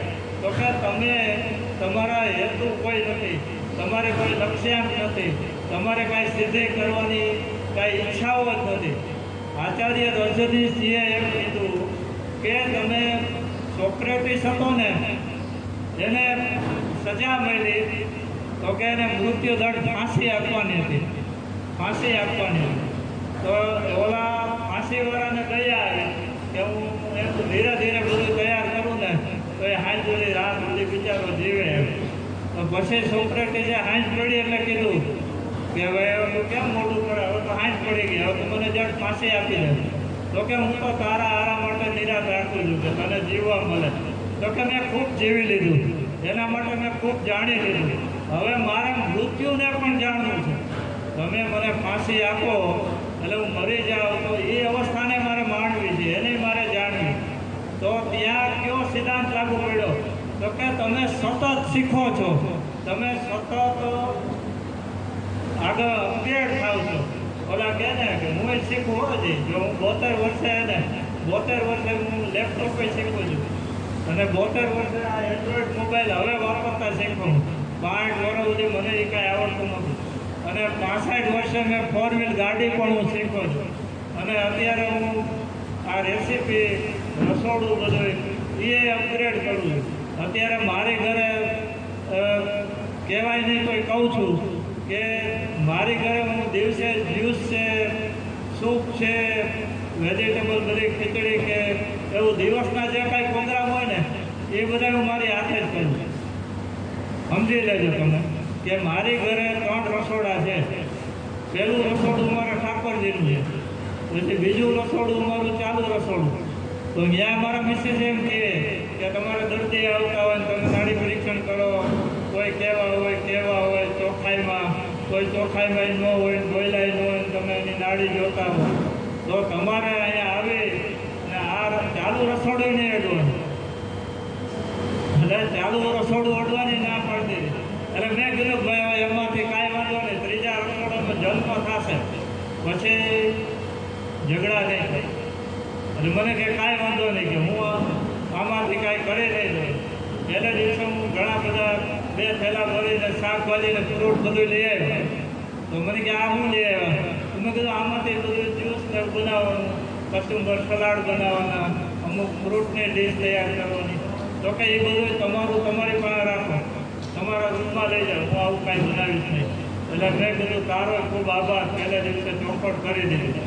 એટલે પછી મેં ન્યુટ્રી બુલેટ લીધું, મિક્સર ગ્રાઇન્ડર બહુ સારું આવે, તમારે વાપરવું તો ન્યુટ્રી બુલેટ મેજિક મોડલ આવે, બહુ સારામાં સારું આવે. પછી મેં કુવિંગ સ્લો જ્યુસર લીધું, કુવિંગ કંપનીનું 18,000, એટલે એમાં બધા સ્લો જ્યુસ બધા નીકળી જાય. પછી મેં ડંકી પંપ લીધો, એટલે મોસંબી સંતરાના રસને બધું નીકળી જાય. પછી મેં ઇન્ડક્શન ચૂલો લઈ લીધો, એટલે પછી એક ખાંડની દસ્તો લીધો અને એક ખરદવાળો દસ્તો પાણાવાળો લીધો. એટલે હું બધી ચટણી ને એ બધું એમાં કરું, અને ઓલા બધામાં જ્યુસ કરું, સૂપ કરું, પછી વેજીટેબલ ખીચડીને હું બધું કરું. ને અત્યારે દિવસ દરમિયાન 50 બહેનોના ફોન આવે તો બધી રેસીપી હું શીખડાવું છું. બરાબર? એટલે આપણે તો જે થાય ને એ સારું સમજવાનું, કે તમને ડાયાબિટીસ આવ્યું ને તો એ સારી વસ્તુ છે, એ ખરાબ વસ્તુ નથી. કારણ કે એ તમને ભગવાને ઇન્જેક્શન આપ્યું, જ્યાં તમને એરો બતાવ્યો કે હવે ડાયાબિટીસ આવ્યું ભાઈ, હવે તારે જાગવું છે. તો કે ડાયાબિટીસ છે એના પછી ક્યાં રોગો આવે? તો કે કિડની ફેલ થાય, બીપી આવે, કોલેસ્ટ્રોલ વધારે આવે, પછી અલ્ઝાઇમર્સ આવે, પછી પાર્કિન્સન્સ આવે, પછી ડાયાબિટીસની દવાઓ ખાધે રાખો. જ્યાં તમે 2 ભૂલ કરી જાઓ, ડાયાબિટીસની દવા ખાવામાં 2 ભૂલ કરો. કઈ કરો? તો કે માનો કે આ સુરેશભાઈ છે, એ વર્ષો પહેલાં ટીકે ઈશ્વરની દવા લેતા. ટીકે ઈશ્વરનું નામ તો આમાં ઘણા સાંભળ્યું છે. તો એ ટીકે ઈશ્વર છે એની દવા લેતા, તો ત્યાં તમને 2 વસ્તુ થાય, એવો ભાવ થાય કે ટીકે ઈશ્વર એટલે તો ડાયાબિટીસનો સુપર સ્પેશિયાલિસ્ટ ડૉક્ટર. એટલે તમે વધારે પડતો એની ઉપર વિશ્વાસ રાખી દીધો. પહેલું એ થઈ ગયું. બીજું એ કે એલોપેથિક વિજ્ઞાન છે એ ફરેજી કોઈને આપશે નહીં. એ તમને શું કહે છે કે હાલવાનું ચાલુ રાખજો. ડાયાબિટીસમાં એલોપેથિકમાં જાઓ એટલે આ 5 વસ્તુ તમને પહેલાં કહી દે. પહેલી વસ્તુ કઈ કે ભાઈ આ ડાયાબિટીસ મટે નહીં, પહેલું એ કહી. બીજી વસ્તુ શું કે જીવો ત્યાં સુધી દવા ચાલુ રાખવાની. ત્રીજી વસ્તુ કઈ કે દર વખતે આવો ત્યારે રિપોર્ટ કરીને આવવાનું. ચોથી વસ્તુ કઈ કે ભૂખ્યું રહેવું નહીં. 5મી વસ્તુ કઈ કે કટકે ખાધે રાખો. બરાબર છે?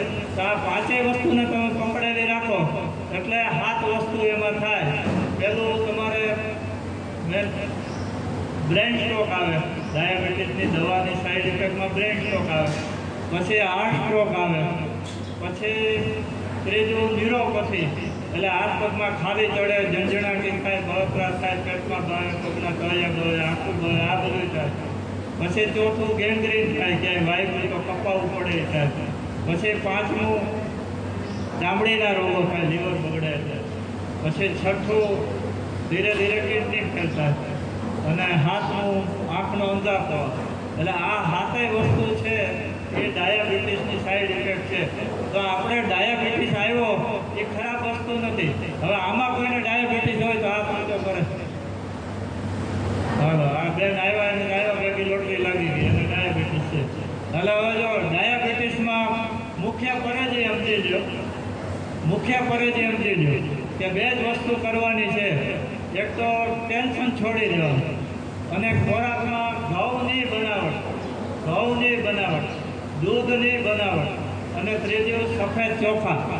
આ 3 વસ્તુ ન લ્યો એટલે તમારો ડાયાબિટીસ વગર દવાએ કંટ્રોલ થઈ જાય. હવે જેને બહુ લાંબા ટાઈમથી ડાયાબિટીસ હોય એવા હાથ ઊંચો કરો, કે લાંબા ટાઈમથી ડાયાબિટીસ હોય એ હાથ ઊંચો કરે. તો એને શરૂઆત એવી રીતે કરવાની કે પહેલાં 3 મહિના તમારું અત્યારે જે કાંઈ વજન હોય એ વજનના 1% લેખે 1% લેખે સલાડ, માનો કે 100 કિલો વજન છે તો દરરોજનું 1 કિલો સલાડ, જ્યુસ અને ફ્રૂટ દરરોજ તમારે ખાવાનું. પછી સ્પ્રાઉટેડ વધારે ખાવાનું. તો પહેલાં 3 મહિના કુકિંગ ફૂડ નહીં, એટલે રાંધેલો ખોરાક જ નહીં. તો તમે જ્યુસ પીવો, પછી ઝાઝા લીલા પાંદડા ભાજીવાળા જ્યુસ પીવો, પછી તમે બધા સલાડ ખાઓ, પછી ફ્રૂટની અંદર જે વિકાસવાળા છે એટલે કેળા, ચીકુ અને સીતાફળ, આ 3 ફ્રૂટ નહીં લેવાના, બાકી બધા ફ્રૂટ લેવાના. એટલે પહેલી વસ્તુ એ સમજી લો કે હું તમને જે ડાયટ સમજાવું એના કારણો પણ આપીશ.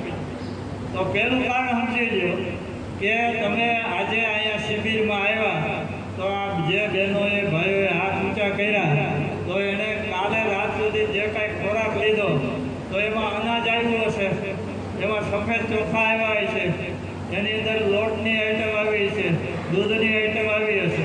તો તમે દવા ખાવ છો કોની? તો કે સુગર ઘટાડવાની. ખોરાક કયો ખાવ છો? તો કે સુગર વધારવાનું. તો કે 2 વિરોધાભાસ થઈ ગયો, એકને ઘટાડવાનું કહીને એકને વધારવાનું કહી. એટલે તમે જ્યાં છો ત્યાં જ રહ્યા. તમે 1 કિલોમીટર મેટ્રોડામાંથી બહાર નથી નીકળ્યા અને 1 કિલોમીટર અંદર નથી ગયા, ત્યાં છો. એવી રીતે તમારે ડાયાબિટીસ કાઢવો હોય તો પહેલાં તમારી લાઈફસ્ટાઈલ છે એ ચેન્જ કરવાની. હવે ડાયાબિટીસ વિશે સમજી લો કે ડાયાબિટીસ અત્યાર સુધી 3 જાતનો હતો ને હવે ડાયાબિટીસ 4 જાતનો છે.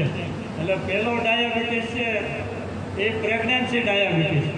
એટલે બહેનોને પ્રેગ્નન્સી રહ્યા પછી ડાયાબિટીસ આવે એ પ્રેગ્નન્સી ડાયાબિટીસ. તો એ 2001 વ્યક્તિને હોય, 2000 બહેનોએ 1 વ્યક્તિને એવો ડાયાબિટીસ હોય તો એ ડાયાબિટીસ છે એ ખોરાક પરિવર્તન અને પરેજી અને મેડિટેશન એ 3થી વહી જાય. બરાબર. પછી બીજો ડાયાબિટીસ હવે કોરોનામાં આવ્યો. તો કોરોનામાં હાયર એન્ટીબાયોટિક તમને આપી દીધી, સ્ટેરોઇડ આપી દીધી. તો એને કારણે લીવર ઉપર પ્રેશર આવ્યું, એટલે લીવર છે ફેટી લીવર થયું. પછી પેનક્રિયાસ ઉપર હોજો આવ્યો તો એને કારણે ડાયાબિટીસ આવ્યું. તો ત્યાં તમે પાછું કુદરતી ખોરાક ઉપર વ્યા જાઓ અને તમે દવામાં ખાલી 2 જ વસ્તુ લેવાની કે એક તો હળદર પાવડર આપણે રસોડામાં હોય અને બીજો આમળાનો પાવડર. એટલે અમારે આયુર્વેદમાં એને ધાત્રી નિશા ચૂર્ણ કીધું. ધાત્રી નિશા ચૂર્ણ. ધાત્રી એટલે આમળા અને નિશા એટલે હળદર. હળદર અને આમળાને સમભાગે બેને હરખા ભાગે ભેગા કરી અને 2 ચમચી તમે સવારે લ્યો અને 2 ચમચી તમે સાંજે લ્યો, એટલે એ સુગરથી તમારું કંટ્રોલ રહે. પછી અત્યારે જો જાંબુડાની સિઝન છે તો જાંબુડા ખાઓ અને એ ફળિયાને ધોઈને એની સુકવણી કરી નાખો અને પછી એનો પાવડર બનાવી દો, એટલે એ પાવડર તમે પીવો. પછી ત્રીજું કારેલાનો રસ પીવો. પછી કારેલા જ્યારે સસ્તા મળે ને ત્યારે કારેલાના ફાડા કરી અને અગાસીમાં તડકે ઉકવી દેવાના. અને ઉકવણી થઈ ગયેલા કારેલા છે એનું તમે શાકાઈ બનાવી શકો, એનો પાવડર બનાવીને પાવડર પણ પી શકો, અથવા એનો સૂપ બનાવીને પી શકો પાવડરમાંથી. એટલે એ રીતે એનો ઉપયોગ થઈ જાય. પછી લીલા આમળાની સિઝનમાં વધારે આમળા આવે ત્યારે એની સુકવણી કરી નાખો અને એનો પાવડર કરી નાખો અને એનું અથાણું પણ કરી શકો. એટલે આમળાનું અથાણું છે એ અગત્યનું છે. તો કે લીલા આમળા તમે લઈ લીધા, પછી તમે એને સુધારી નાખો, ફળિયા કાઢી નાખો, પછી એ આમળાને તમારે સ્ટીમ કરી નાખવાનું, વરાળથી તમારે એને બાફી નાખવાનું અને પછી 6 ચમચી ગાયનું ઘી મૂકવાનું, 6 ચમચી.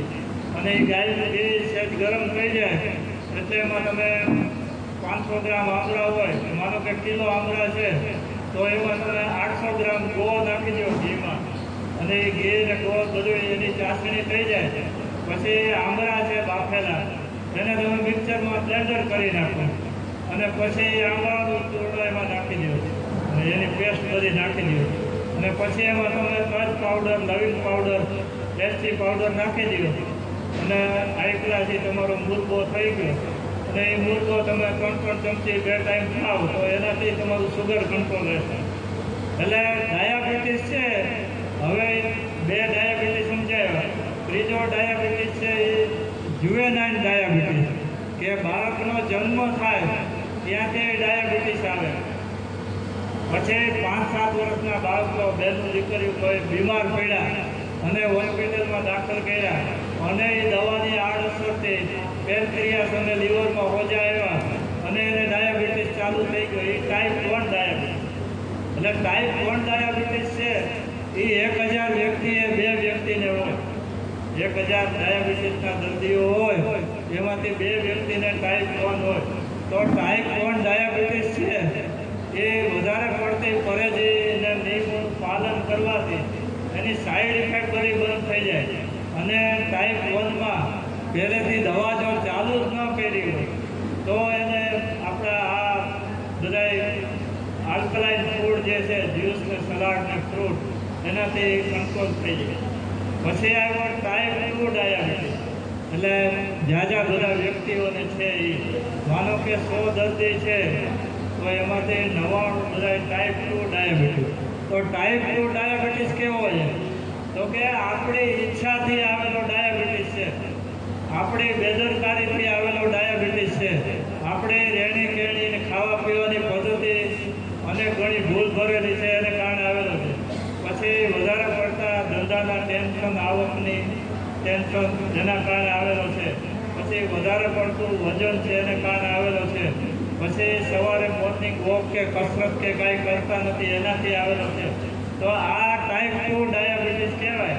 તો જેને 1 વર્ષથી જૂનો ડાયાબિટીસ હોય તો એને 3 મહિના જ્યુસ ઉપર, સલાડ ઉપર, ફણગાવેલા ખોરાક ઉપર અને ફ્રૂટ ઉપર રહેવાથી એ ડાયાબિટીસ ઝડપથી કંટ્રોલ થઈ જાય. અને પછી ઘઉંની બનાવટ, દૂધની બનાવટ અને સફેદ ચોખા, આ 3 વસ્તુ નહીં ખાવાની, એટલે એ ડાયાબિટીસ છે એ કંટ્રોલ થઈ જાય. અને દવાઓમાં મેં કીધું એમ હળદર પાવડર, આમળા પાવડર, તજનો પાવડર અને જાંબુડા ખાવાના, કારેલાનો રસ પીવાનો, કારેલાનું શાક ખાવાનું, કારેલાની ઉકવણી કરી દેવાની. એટલે આનાથી ડાયાબિટીસ છે એ કંટ્રોલ થઈ જાય. હવે આમાં બ્લડ પ્રેશર, બીપી કેટલાને? હવે જો બીપી છે એ આયુર્વેદમાં રોગ જ નથી, બરાબર સાંભળજો. કારણ કે મારી ઉંમર 72 વર્ષ અને મારો 45 વર્ષનો જે અનુભવ છે ને એ હું આજે તમને બધાને આપું છું. બરાબર? તો બ્લડ પ્રેશર છે એને આયુર્વેદમાં ઉચ્ચ રક્તચાપ કીધું. તો બ્લડ પ્રેશર છે એ રોગ જ નથી. તો બ્લડ પ્રેશર મુખ્ય 2 કારણે આવે. પહેલું માનસિક ટેન્શનથી આવે અને બીજું અજીર્ણ અવસ્થા.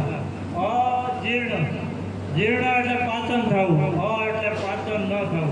તો કે ખોરાકનું પાચન નથી થતું અને એ જે કાચો રસ ઉત્પન્ન થાય છે અને એ કાચો રસ લોહીની ભેગો હોય અને શરીરમાં જ્યાં જ્યાં જાય ત્યાં આ રોગની ઉત્પત્તિ વધતી છે. તો એ હૃદયમાં દબાણ કરે, પસાર થવામાં લોહી, અને એને આપણે બીપી, બ્લડ પ્રેશર કહીએ. તો બ્લડ પ્રેશર છે એ નોર્મલ કેવું હોય? તો કે નીચે 90ની અંદર રહેવું જોઈએ અને ઉપર 140ની અંદર રહેવું જોઈએ. બાકી તો તમારી જે કાંઈ ઉંમર છે, માનો કે અહીંયા ઉકાણી સાહેબ આવ્યા તો એની ઉંમર 80 વર્ષની છે, તો 80માં 100 ઉમેરો તો 180 સુધી એનું બ્લડ પ્રેશર નોર્મલ ગણાય. એ કાંઈ ચિંતા જેવું જ નથી. બરાબર છે? અને 60 વર્ષની ઉંમર હોય તો 160 સુધી નોર્મલ ગણાય. તો આ બીપીમાં મુખ્ય 2 જ વસ્તુ કરવાની. એક તો મેડિટેશન કરવાનું. પછી અચાનક બીપી ઊંચું જાય તો શું કરવું એ સમજી લો.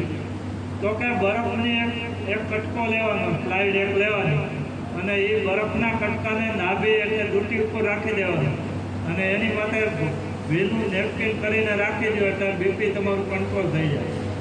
પછી બીપી કંટ્રોલ કેવી રીતે કરવાનું?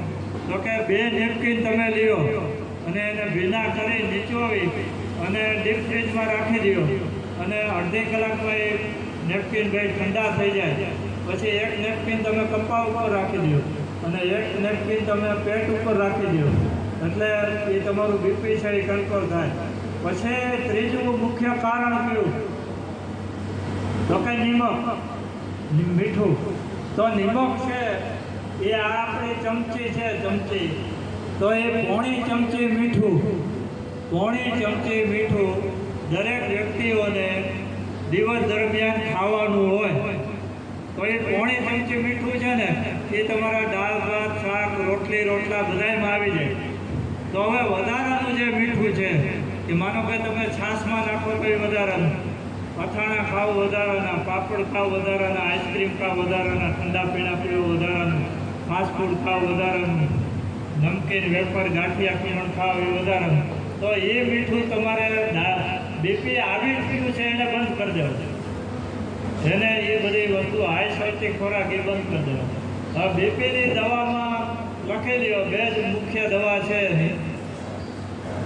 એટલે પહેલી દવા આલ્ફા, અંગ્રેજીમાં આલ્ફા, હવે કહે છે એટલે ગુજરાતા નહીં, અંગ્રેજીમાં આલ્ફા કહેવાય અને ગુજરાતીમાં એને ગદબ કે ગદબ, અને રજકો કે રજકો. એટલે ગદબ રજકો છે એ બીપીની સ્પેશિયલ દવા છે. રજકો છે એ બીપીની સ્પેશિયલ દવા. તો રજકાનો ગદબનો તમે જ્યુસ પીવો તો એની અંદર તમને જે તત્વો મળે એ તત્વોથી બીપીની અંદર લોહીની નળીઓ છે એ કેવી થઈ જાય તો કે આવી લાકડા જેવી બરડ થઈ જાય. લોહીની નળીઓ બરડ થઈ જાય. લોહીની નળીઓમાં તમે મીઠું ને એવું વધારે ખાઓ એટલે ખાડા પડે અને એની અંદર જે ચરબી જમા થાય એને કારણે દબાણ થાય લોહી પસાર થવામાં, એ બીપી છે. તો ગદબનો રસ પીવાથી લોહીની નળીઓ છે એ બધી બરડમાંથી ઢીલી થઈ જાય છે. એટલે લોહી છે એ ઝડપથી પસાર થઈ જાય એટલે તમારું બીપી છે એ નોર્મલ થઈ જાય. તો હૃદય છે એ હૃદય આપણને શું કહે? એ હૃદય આપણને એમ કહે કે હું તમારા માટે 24 કલાક કામ કરું છું. કેટલું કરે? 24 કલાક. એ 1 સેકન્ડ બંધ પડે એટલે આપણે ઉપર વ્યા જાય. તો એ હૃદય એમ કહે છે કે હું તમારા માટે 24 કલાક કામ કરું તો તમે મારા માટે ખાલી 1 કલાક કામ કરો. શું કહે છે કે મને મજબૂત કરવા માટે તમે 1 કલાક કામ કરો. તો 1 કલાકમાં તમારે શું કરવાનું તો કે 20 રૂપિયાવાળો ખોરાક લેવાનો, 20 રૂપિયાવાળો જે સમજાય એ ખોરાક લેવાનો. બીજું શું કરવાનું? મેડિટેશન કરવાનું. ત્રીજું શું કરવાનું? વોકિંગ કરવાનું. અને ચોથું કયું કીધું તો કે ચોથું એ કીધું દેશી સંડાસ. અત્યારે આમાં 98% ઊભા સંડાસ કેટલા વાપરે અને ઊભી રીતે કેટલા વાપરે એ કે ઊભો સંડાસ કેટલા વાપરે અને ઊભી રીતે કેટલા વાપરે. ઊભી એટલે એમને આમ ખુરશીમાં બેઠા એમ જ બેસી જાવ એવા કેટલા, બરાબર. તો એની અંદર તમારું આંતરડું કોઈ દી સાફ ન થાય. એની અંદર તમારું આંતરડું કોઈ દી સાફ ન થાય. એટલે લેટ્રિન છે એ કાં દેશી વાપરવું, દેશી ના હોય તો એંગ્લો ઇન્ડિયન પગાવાળું ફિટ કરાવવાનું અને એની ઉપર બેસવાનું. એટલે આપણું નાનું મોટું આંતરડું છે ને એ 32 ફૂટ લાંબુ છે અને એની અંદર ચોટે એવો ખોરાક અમે તમને સમજાવી દીધો. લોટની બનાવટ, દૂધની બનાવટ અને બધું process food, fast food, junk food. તો એ તમે આ ખુરશી ઉપર બેહો ને એટલે તમારા આંતરડામાં હાંજ સુધી સમાચાર ન આવે, સાફ ન થાય આંતરડું. એટલે એ તમે દેશી પદ્ધતિથી ઉપયોગ કરો તો આંતરડા દબાય અને બહાર નીકળે. તો હવે એનો વિકલ્પ તમને આપી દઉં કે તમારે આમ આરામ ખુરશીમાં સંડાસમાં જવું હોય તો તમારે લોટની બનાવટ ને દૂધની બનાવટને બંધ કરી દેવાની. કારણ કે એ બે જ વસ્તુ આંતરડામાં ચોંટે. તમે ખોરાકનું પરિવર્તન કરી નાખો. હોલ ગ્રેન ફૂડ, આખું દાળ ખાવ અને દાળ ભાત, ખીચડી, દલિયા. પછી માનો કે તમારે ઇડલી બનાવવી છે તો ઇડલીને લોટમાંથી નહીં બનાવવાની. ઇડલીમાં ખાવાના સોડા નહીં નાખવાના. ઇડલીમાં ઈનો નહીં નાખવાનો. ઈનો અને ખાવાના સોડા નાખો તો B12 પાછું ઘટી જાય. તો એ ઇડલીને તમારે સામો છે, કોદરી છે, ચોખા છે, ચણા દાળ છે, અડદ દાળ છે, મગ છે, એ બધાને રાત્રે પલાળી દેવાનું તમારે. અને એમાં તમારે આંખો લાવવા માટે, પોચું બનાવવા માટે, B12નું રક્ષણ કરવા માટે 3 ચમચી મેથી નાખી દેવાની. અને પછી એને તમે દિવસે બ્લેન્ડર કરો અને પછી તમે તમારું જે દોડ થઈ ગયું, લિક્વિડ તૈયાર થઈ ગયું, પછી તો તમારે નામ જ આપવાના પછી તો તમારે ખાલી નામ જ આપવાના કે એક બેન એના પતિને વારે ઘડી આગ્રહ કરતા હતા કે તમે મને જવાબ આપો એ કે હું પુડલા બનાવું કે થેપલા બનાવું, પુડલા બનાવું થેપલા બનાવું. એટલે એના હસબન્ડે એને કીધું કે તું પેલા એનું નામ આશાબેન હતું એ કે આશા તું પેલા બનાવી નાખને પછી હું નામ આપું કે તારું કાંઈ નક્કી નથી, તું પુટલું બનાવે છે થેપલું થઈ જાય અને થેપલું બનાવે છે પુટલું થઈ જાય એટલે પહેલાં તું બનાવી નાખ પછી હું નામ આપું. એમ તમે આ દોટ તૈયાર રાખો ને પછી તમારો છોકરો કે મમ્મી એટલી બનાવી તો એટલી સ્ટાઇલ પર નાખી દો, ઘરવાળો કહે કે તમે ડોસો ખાવો તો એને ડોસો બનાવી દો, પછી દીકરી એમ કહે કે ઉત્તપમ ખાવો તો ડુંગળી એવું નાખીને ઉત્તપમ બનાવી દો, પછી ઘરમાં દહીં દોવા હોય મોટી મોટા દાદા દાદી તો તમે થાળીમાં નાખી દો તો થાળી ઢોકળા થઈ જાય. એટલે એકમાંથી જ બધું થઈ જાય. પણ ટૂંકમાં લોટમાંથી બનાવવાનું નથી, હોલ ગ્રેન ફૂડ એને તમે પલાવી દો અને એમાં મેથી નાખી દો ને એમાંથી તમારે બનાવવાનું. એટલે આ તમને વસ્તુ સમજાઈ ગઈ. એટલે હૃદયે કીધું મારા માટે કલાક કાઢવો તો એના માટે તમારે વોકિંગ કરવાનું, એના માટે યોગ પ્રાણાયામ કરવાના, એના માટે મેડિટેશન કરવાનું અને ચોથું મેં કીધું એ ગલબ રસ્તાનો જ્યુસ પીવાનો. એટલે લોહીની નળીઓ છે એ ઢીલી થઈ જાય અને તમારું બીપી છે એ નોર્મલ રહે. પછી બીજી બીપીની દવા કઈ તો કે દૂધી અને પુદીનાનો સૂપ પીવાનો, દૂધી અને પુદીનાનો સૂપ. એટલે એનાથી આમ કાચો રસ જે છે શરીરમાં એ કાચા રસનું પાચન થઈ જાય અને તમારું બીપી છે એ નોર્મલ થઈ જાય. પછી આયુર્વેદમાં એની એક જ દવા આવે, સર્પગંધા ઘરવટી આવે, સર્પગંધા ઘરવટી આવે, કોઈને લેવી હોય તો એ તમે એમાં લઈ શકો. હવે તંદુરસ્ત વ્યક્તિની મેં જે તમને વ્યાખ્યા આપી કે સમદોષ એટલે આપણે વાતની સ્વપ્ને સમજી લીધા. હવે જઠરાગ્નિ આવ્યો. જઠરાગ્નિ આયુર્વેદ એવું કીધું કે રોગા સર્વે અપી મંદાગ્નિ, શરીરનો અગ્નિ ઠરી જાય એટલે બધા રોગો થાય છે. તો એ અગ્નિ છે એ અગ્નિ કેટલી જાતના તો પેલું આપણે બતાવ્યું કે આ જઠરનો અગ્નિ, આ જઠર આપણું છે, જઠર કહેવાય અને એને ઓજરી કહેવાય, એને આમાશય કહેવાય અને અંગ્રેજીમાં એને સ્ટોમેજ કહેવાય. બરાબર છે. તો આ જઠરનો અગ્નિ છે એ પેલો એ અગ્નિ. પછી બીજા 7 ધાતુના અગ્નિ, ધાત્વાગ્નિ કે હાથ ધાતુ તો કે રસ ધાતુ, પછી રક્ત એટલે લોહીની ધાતુ, પછી માંસની ધાતુ, પછી અસ્થિ એટલે હાડકાની ધાતુ, પછી હાડકાના પોલાણની મજા ધાતુ, પછી મેદ આમાં જે જાડા હોય એમ જે લ્યો એનો મેદ ધાતુનો અગ્નિ અત્યારે ઠરી ગયેલો છે.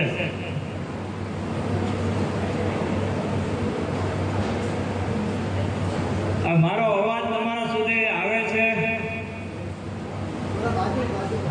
આવે? હા હા. એટલે પછી છેલ્લી શુક્ર ધાતુ આવી અને શુક્ર ધાતુ પછી આયુર્વેદમાં ઓજ તત્વ કીધું. ઓજ તત્વ. ઉકાણી સાહેબ ઊભા થાવ. આ ઉકાણી સાહેબ ચારે બાજુ જોઈ લો. બરાબર છે. હવે ઉકાણી સાહેબની ઉંમર 80 વર્ષની છે. હવે એનો ચહેરો છે એ તેજસ્વી દેખાય છે કે નથી દેખાતો? તો કે એ માણસ છે, ઉકાણી સાહેબ છે, એ ઓજસ્વી પુરુષ છે. એ પુરુષ કેવો છે તો કે ઓજસ્વી પુરુષ છે. હવે બીજાને ઊભા કરું ખોટું નહીં લગાડતા, ઊભા કરીશું તો ખોટું નહીં લગાડતા. તો આ બાજુની 3 ખુરશીમાં વચ્ચેવાળા ભાઈ ઊભા થાય. હા આ બાજુમાં, હા તમે ઊભા થાવ. હવે આ સાહેબ ચારે બાજુ જોઈ લો. હવે તો ઉકાણી સાઈડમાં આ સાઈડમાં ફેરફાર દેખાણો તો કે આમાં ઓજ ધાતુનો ક્ષય છે. તો હવે દીકરા દીકરીની કે કુટુંબની કે આર્થિક કે ખાવા પીવાની પદ્ધતિ ખરાબ હોય, જે કાંઈ એનો વિષય હોય એમાં ચેન્જીસ કરે એટલે પાછું ઓજસ્વી થઈ જાય. એટલે 7 ધાતુનું તમે રક્ષણ કરો. એટલે હવે તમે કાલથી તમે અંજીર છે, કિસમિસ છે, ખજૂર છે, કેળા છે એના શેક બનાવીને પીવા માંડો. મને મેડિટેશન કરવા બંધ કરી દો, રાતનું ભોજન વહેલું કરી નાખો, એટલે અગ્નિને રક્ષણ થાય, એટલે તમે પાછા ઓજસ્વી તેજસ્વી થઈ જશો. અત્યારે ઉણપ દેખાય, ઓજક ક્ષય દેખાય, એટલે આપણા હાથ ધાતુ સમજાવી, જઠરાગ્નિ, હાથ ધાતુના અગ્નિ. હવે 9મું આવ્યું કાયા અગ્નિ. કાયા એટલે આપણું શરીર અને એનો અગ્નિ. તો કાયા અગ્નિ છે એમાં આપણા શરીરનું ઉષ્ણતામાન કેટલું? તો કે 98. બરાબર. તો ઉષ્ણતામાન 98 થી નીચું જશે તો તમારે શું થાય? લો બીપી થશે. કોઈ કે મને ચક્કર આવે એવું થાય, શરીરમાંથી સુગર ઘટી જતું એવું લાગે, તો એ કાયાગ્નિ છે, એનો મંદ પડી ગયો. તો એ કાયાગ્નિને પાછો હરખો કરવાનો. તો ત્યાં પાછી બધી કસરત આપણે કઈ કરવાની? તો કે પહેલું કાયાગ્નિને હરખો કરવા માટે મનની સ્થિરતા લાવવાની. પછી ખોરાક 3 જાતના છે, સાત્વિક આહાર છે, રાજસી આહાર છે, અને ત્રીજો છે તામસી આહાર. હવે આપણે અહીંયા રૂમમાં ઊભા રહેજો, 1 મિનિટ ઊભા થઈ જાઓ. આપણા અહીંયા શિબિરમાં અત્યારે કાનાભાઈ આહિર આવ્યા છે, એ મોટા બિલ્ડર છે, અને એને તમને મેં ઓળખાણ એટલે કરાવું છું કે સુરેશભાઈને પહોંચાડનારા એ છે. સુરેશભાઈને મારા સુધી પહોંચાડવાનું માધ્યમ કાનાભાઈ છે. એ કાનાભાઈ ઉદ્યોગપતિ છે, પણ બિલ્ડિંગ લાઈનમાં છે, અને એના મિસિસ બીમાર હતા, એને કારણે આવ્યા હતા. એના મિસિસ બહુ પરેજી ન રાખી શક્યા, પણ કાનાભાઈને 2-4 વસ્તુ મગજમાં ઉતરી ગઈ, એટલે એ આનાથી પણ એનું શરીર વધારે જાડું હતું અને વજન કંટ્રોલ થઈ ગયો. અને એ વજન કંટ્રોલ સુરેશભાઈએ જોયો, એટલે સુરેશભાઈ ને કાનાભાઈ મારું નામ સરનામું આપ્યું. એટલે અમારી વચ્ચે એ ઇતિહાસ છે કે એની પછી તો અમારામાં અહીંયા ઘણું બધું બની ગયું, પણ એના નિમિત્ત આ કાનાભાઈ છે. કાનાભાઈ મારી પાસે ન આવ્યો તો આ કાંઈ શક્ય નહોતું. બેસી જાઓ.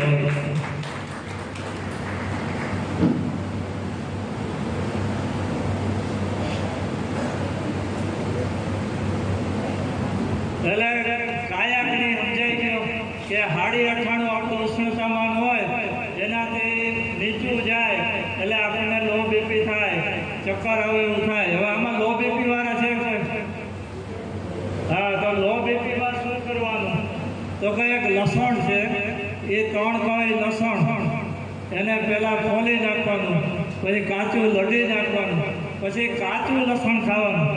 તો કેવી રીતે ખાવાનું? તો કે તમે શેક બનાવી લો, એમાં નાખી દો, તમે મગ બાફી લો, એમાં નાખી દો, પણ છેલ્લે ઉપરથી નાખવાનું, એટલે કાચું લસણ છે એ ખાવાનું. એટલે એનાથી લો બીપી હરખું થાય. બીજું લો બીપી હરખું કરવા માટે સરસ મજાનો એક શેક છે. એ શેક તમે લખી લો કે રાત્રે અડધો કપ સિંગદાણા પલાળી દેવાના. સિંગદાણા છે એ ગરીબ માણસોની બદામ છે, બરાબર. એ સિંગદાણા પલાળી દેવાના રાત્રે. પછી સવારે અડધા ગ્લાસ પાણીમાં એને બ્લેન્ડર કરી નાખવાના, સિંગદાણાને એનું બટર મિલ્ક બનાવી દેવાનું. પછી એની અંદર એક મોટું કેવું નાખવાનું, અને પછી એને બ્લેન્ડર કરી દેવાનું, બનાના નાખવાનું અને બ્લેન્ડર કરી દેવાનું. પછી એની અંદર 6 ચમચી મધ નાખી દેવાનું. અને આ શેક તમે પીવો એટલે તમારું લો બીપી છે એ નોર્મલ થઈ જાય. એટલે લો બીપીમાં આપણે 2 જ કરવાનું, એક લસણ અને એક આ કેળા, સિંગદાણા અને મધનો શેક પીવાનો. શેકમાં સમજો સાદી ભાષામાં ગાયા વગરનું જાડું ઠીક પ્રવાહી જે થાય છે, બરાબર છે. એટલે આ લો બીપીમાં. હવે કોઈને કાંઈ વધારે તકલીફ હોય તો અહીંયા આવીને કહી જાય શું છે, તો એનું ડિટેલ ને એનો ખોરાક ને એ કહું. અને પછી બપોરના સેશનમાં તમારે જે કાંઈ પર્સનલ રોગ હોય તો એની કાંઈ પૂછપરછ કરવી હોય તો એ થઈ જશે. પછી તમને રસોઈની પદ્ધતિ પણ શીખડાવી દઈશ. પછી પાણી વિશે સમજાવી દઈશ, પાણી કેટલું પીવું, ક્યારે પીવું એ. પછી દૂધ વિશે સમજાવી દઈશ, કારણ કે મારે સમાજની વચ્ચે જીવવાનું છે, એટલે હું દૂધનો વિરોધ નથી કરતો, પણ દૂધ હું એટલું કહું કે ભાઈ આ કાનાભાઈ છે, એને ખેતર છે, એ ખેતર ખેડવા જાય છે, પરસેવો પાડે છે, એટલે એને દૂધ પીવાય. આખો બિચારી અને દૂધ પચે નહીં. એટલે દૂધ પીવાની ના નથી, પણ જે પચાવી આવે ને એ પીવે. એટલું યાદ. આયુર્વેદ એમ કહે છે કે નળના પાણી જે પીવે, જે પરસેવે નાય, એ દૂધે વારું કરે અને એ ઘેરે વૈદ ન જાય, એ ઘરે ડૉક્ટરને જવાની જરૂર ન રહે. પણ પરસેવે નાવ તો દૂધ પીજો, નહીં તો પછી રોજ ડૉક્ટરને અહીંયા જવું પડશે. બસ આટલું કરે. બરાબર. હવે મોટેથી બોલજો, કારણ કે માઈ કંઈથી લઈ જાવ અહીંયા આવીને તમે એનો પ્રશ્ન લઈને આવી જાઓ.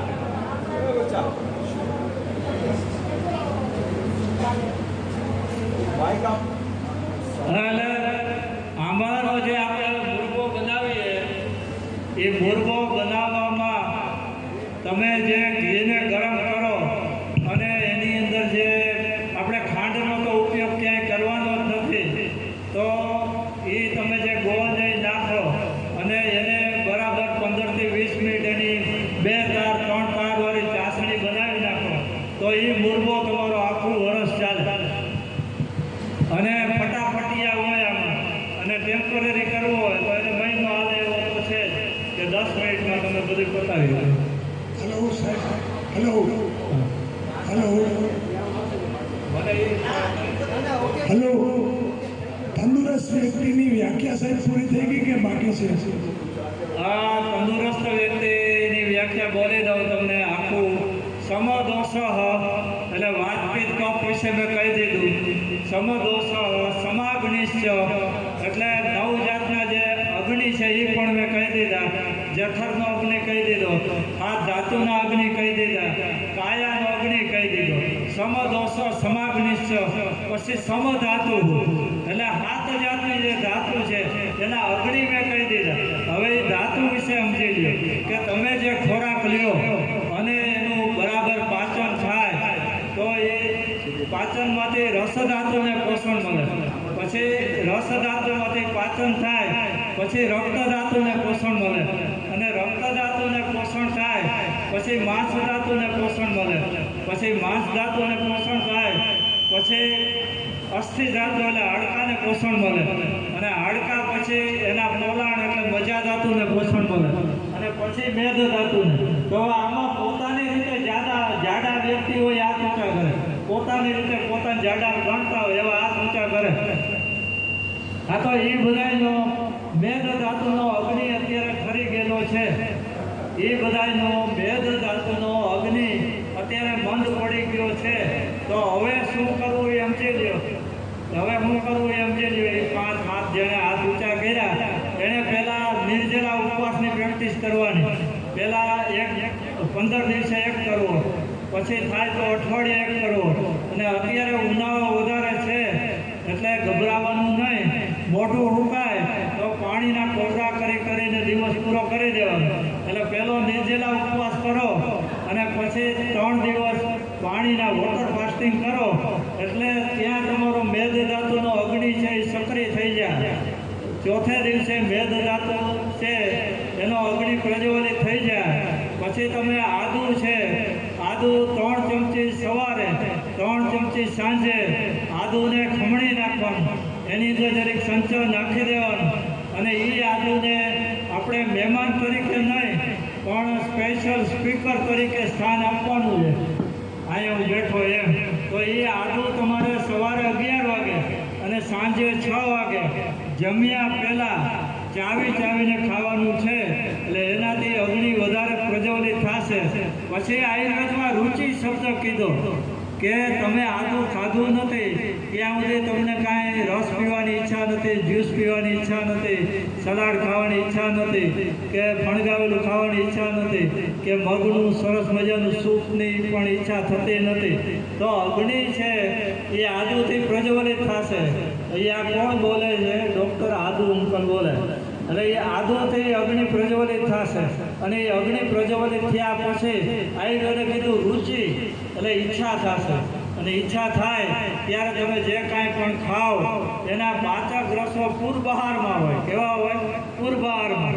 કે તમે બહારથી ઘરે આવ્યા અને ઘરવાળાએ રસોડામાં 17 જાતનું બનાવવાનું ચાલુ કર્યું તો તમને ક્યાં રુચિ ઉત્પન્ન થાય કે હવે આ જટ બનાવી પણ હવે તમે 1 વાગે ઘરે આવ્યા અને રસોડામાં કાંઈ પણ ઠેકાણું નથી અને પછી બીતા હવેથી પૂછો કે શું છે રસોડામાં, તો એમ કહે કે રાતના ભાત પડ્યા એમાં લોટ નાખીને હમણાં તમને મુઠિયા ઢોકળા કરી દઉં, તો ત્યાં પાછો એને અરુચિ થશે, એટલે પાચક રસો જે ઓછા થઈ જાય, બરાબર પાચન નહીં થાય, ખાવાની પૂરી ઈચ્છા નહીં. એટલે રુચિ ને અરુચિ, એટલે પહેલાં તમે આદુ ખાજો 3 ચમચી 11 વાગે, 3 ચમચી આંજે 6 વાગે, એટલે અગ્નિ પ્રજ્વલિત થાય અને પછી તમે રસાહાર ઉપર હોઈ જાઓ અને અરીસામાં ફોટો પાડીને જોઈ લેવાનો કે અત્યારે કેવા છે ને મહિના પછી કેવા છે. એટલે તમે રસાહાર ઉપર જાઓ એટલે દર મહિને 4 કિલો વજન ઓછું થઈ જાય. એટલે આ તમને મેદો ધાતુનો અગ્નિ સમજાયો. મેદ ધાતુ પછી પોષણ મળે મજા ધાતુને અને પછી પોષણ મળે શુક્ર ધાતુને. તો હવે જો આ કાનાભાઈ બીજી વાર ઊભા થાય, તો આમાં કેટલું બધું તેજ દેખાય છે. તો કે કાનાભાઈ કહેવાય તો કે ક્રાંતિવાળા તેજવાળા દેખાય છે ને. તો એવું તેજવાળું ખાવું હોય તો હવે એને ખોરાકનું આયોજન પૂછી લેજો કે દરેક ધાતુને પૂરું પોષણ મળે એવો તંદુરસ્ત ખોરાક એ ખાય છે. એટલે એ જો હું પૂછીશ નહીં પણ એ માખણે ખાય છે, દેશી ગાયનું ઘી ખાય છે અને તાવડીના રોટલા ખાય છે, તમે બધા દોઢીના ખાઓ. પછી એ ચૂલાના રોટલા ખાય છે, તમે બધા ગેસના ખાઓ. એ માટલાનું દાળ શાક ખાય છે, તમે બધા એલ્યુમિનિયમના કુકરના ખાઓ. આ બે તફાવત તમને બોડી ઉપરથી દેખાઈ જાય. એટલે મેં તમને સમદોષ સમાગ્નિશ સમધાતુ સમજાવી દીધું. હવે મલહ ક્રિયા કે હવે તમારી ઝાડા અને પેશાબ એની ક્રિયા છે નોર્મલ હોય તો તંદુરસ્ત વ્યક્તિ છે તો પહેલાં ભગવાને શું કીધું હતું કે ભાઈ 3 વાર જાઓ, 2 વાર નાઓ અને 1 વાર ખાઓ, એવું કીધું હતું. હવે આપણે ઊંધું થઈ ગયું કે 1 વાર જાઓ છો અને 2 વાર 3 વાર ખાવ છો, એવું થઈ ગયું. એટલે હવે કેટલી વાર રેડી. એટલે હવે આ તમારે તંદુરસ્ત વ્યક્તિનો શ્લોક સમજાવી દઉં. એટલે છેલ્લું મલહ ક્રિયા આવ્યું, એટલે ઝાડા પેશાબની ક્રિયા છે એ પણ બરાબર થાય. ઝાડે વધારે પણ ન જવું પડે, પાકા પણ ન હોય. મારે તો ઘણા જલ્દી આવે 8 દિવસ જાય એવા આવે. એની હિસ્ટ્રી પૂછે તો હું તમને પછી કહીશ એની હિસ્ટ્રી કેવું ખાય છે, બરાબર.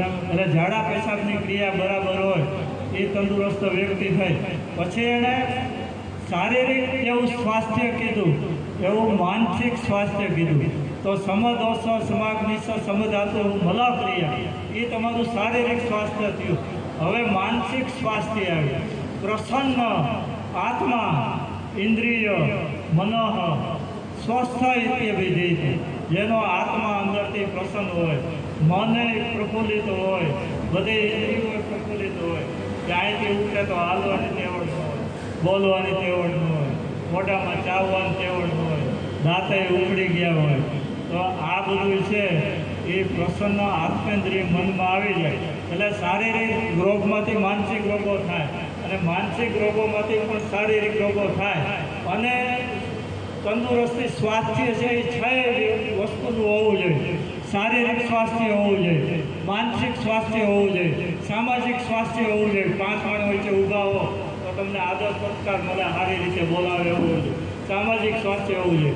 પછી આધ્યાત્મિક સ્વાસ્થ્ય હોવું જોઈએ કે તમારી તંદુરસ્તી સારી હોય, તમે પ્રભુ ભજન તમારા યમ નિયમ પાઠ હોય આ રીતે કરીએ હોવું જોઈએ.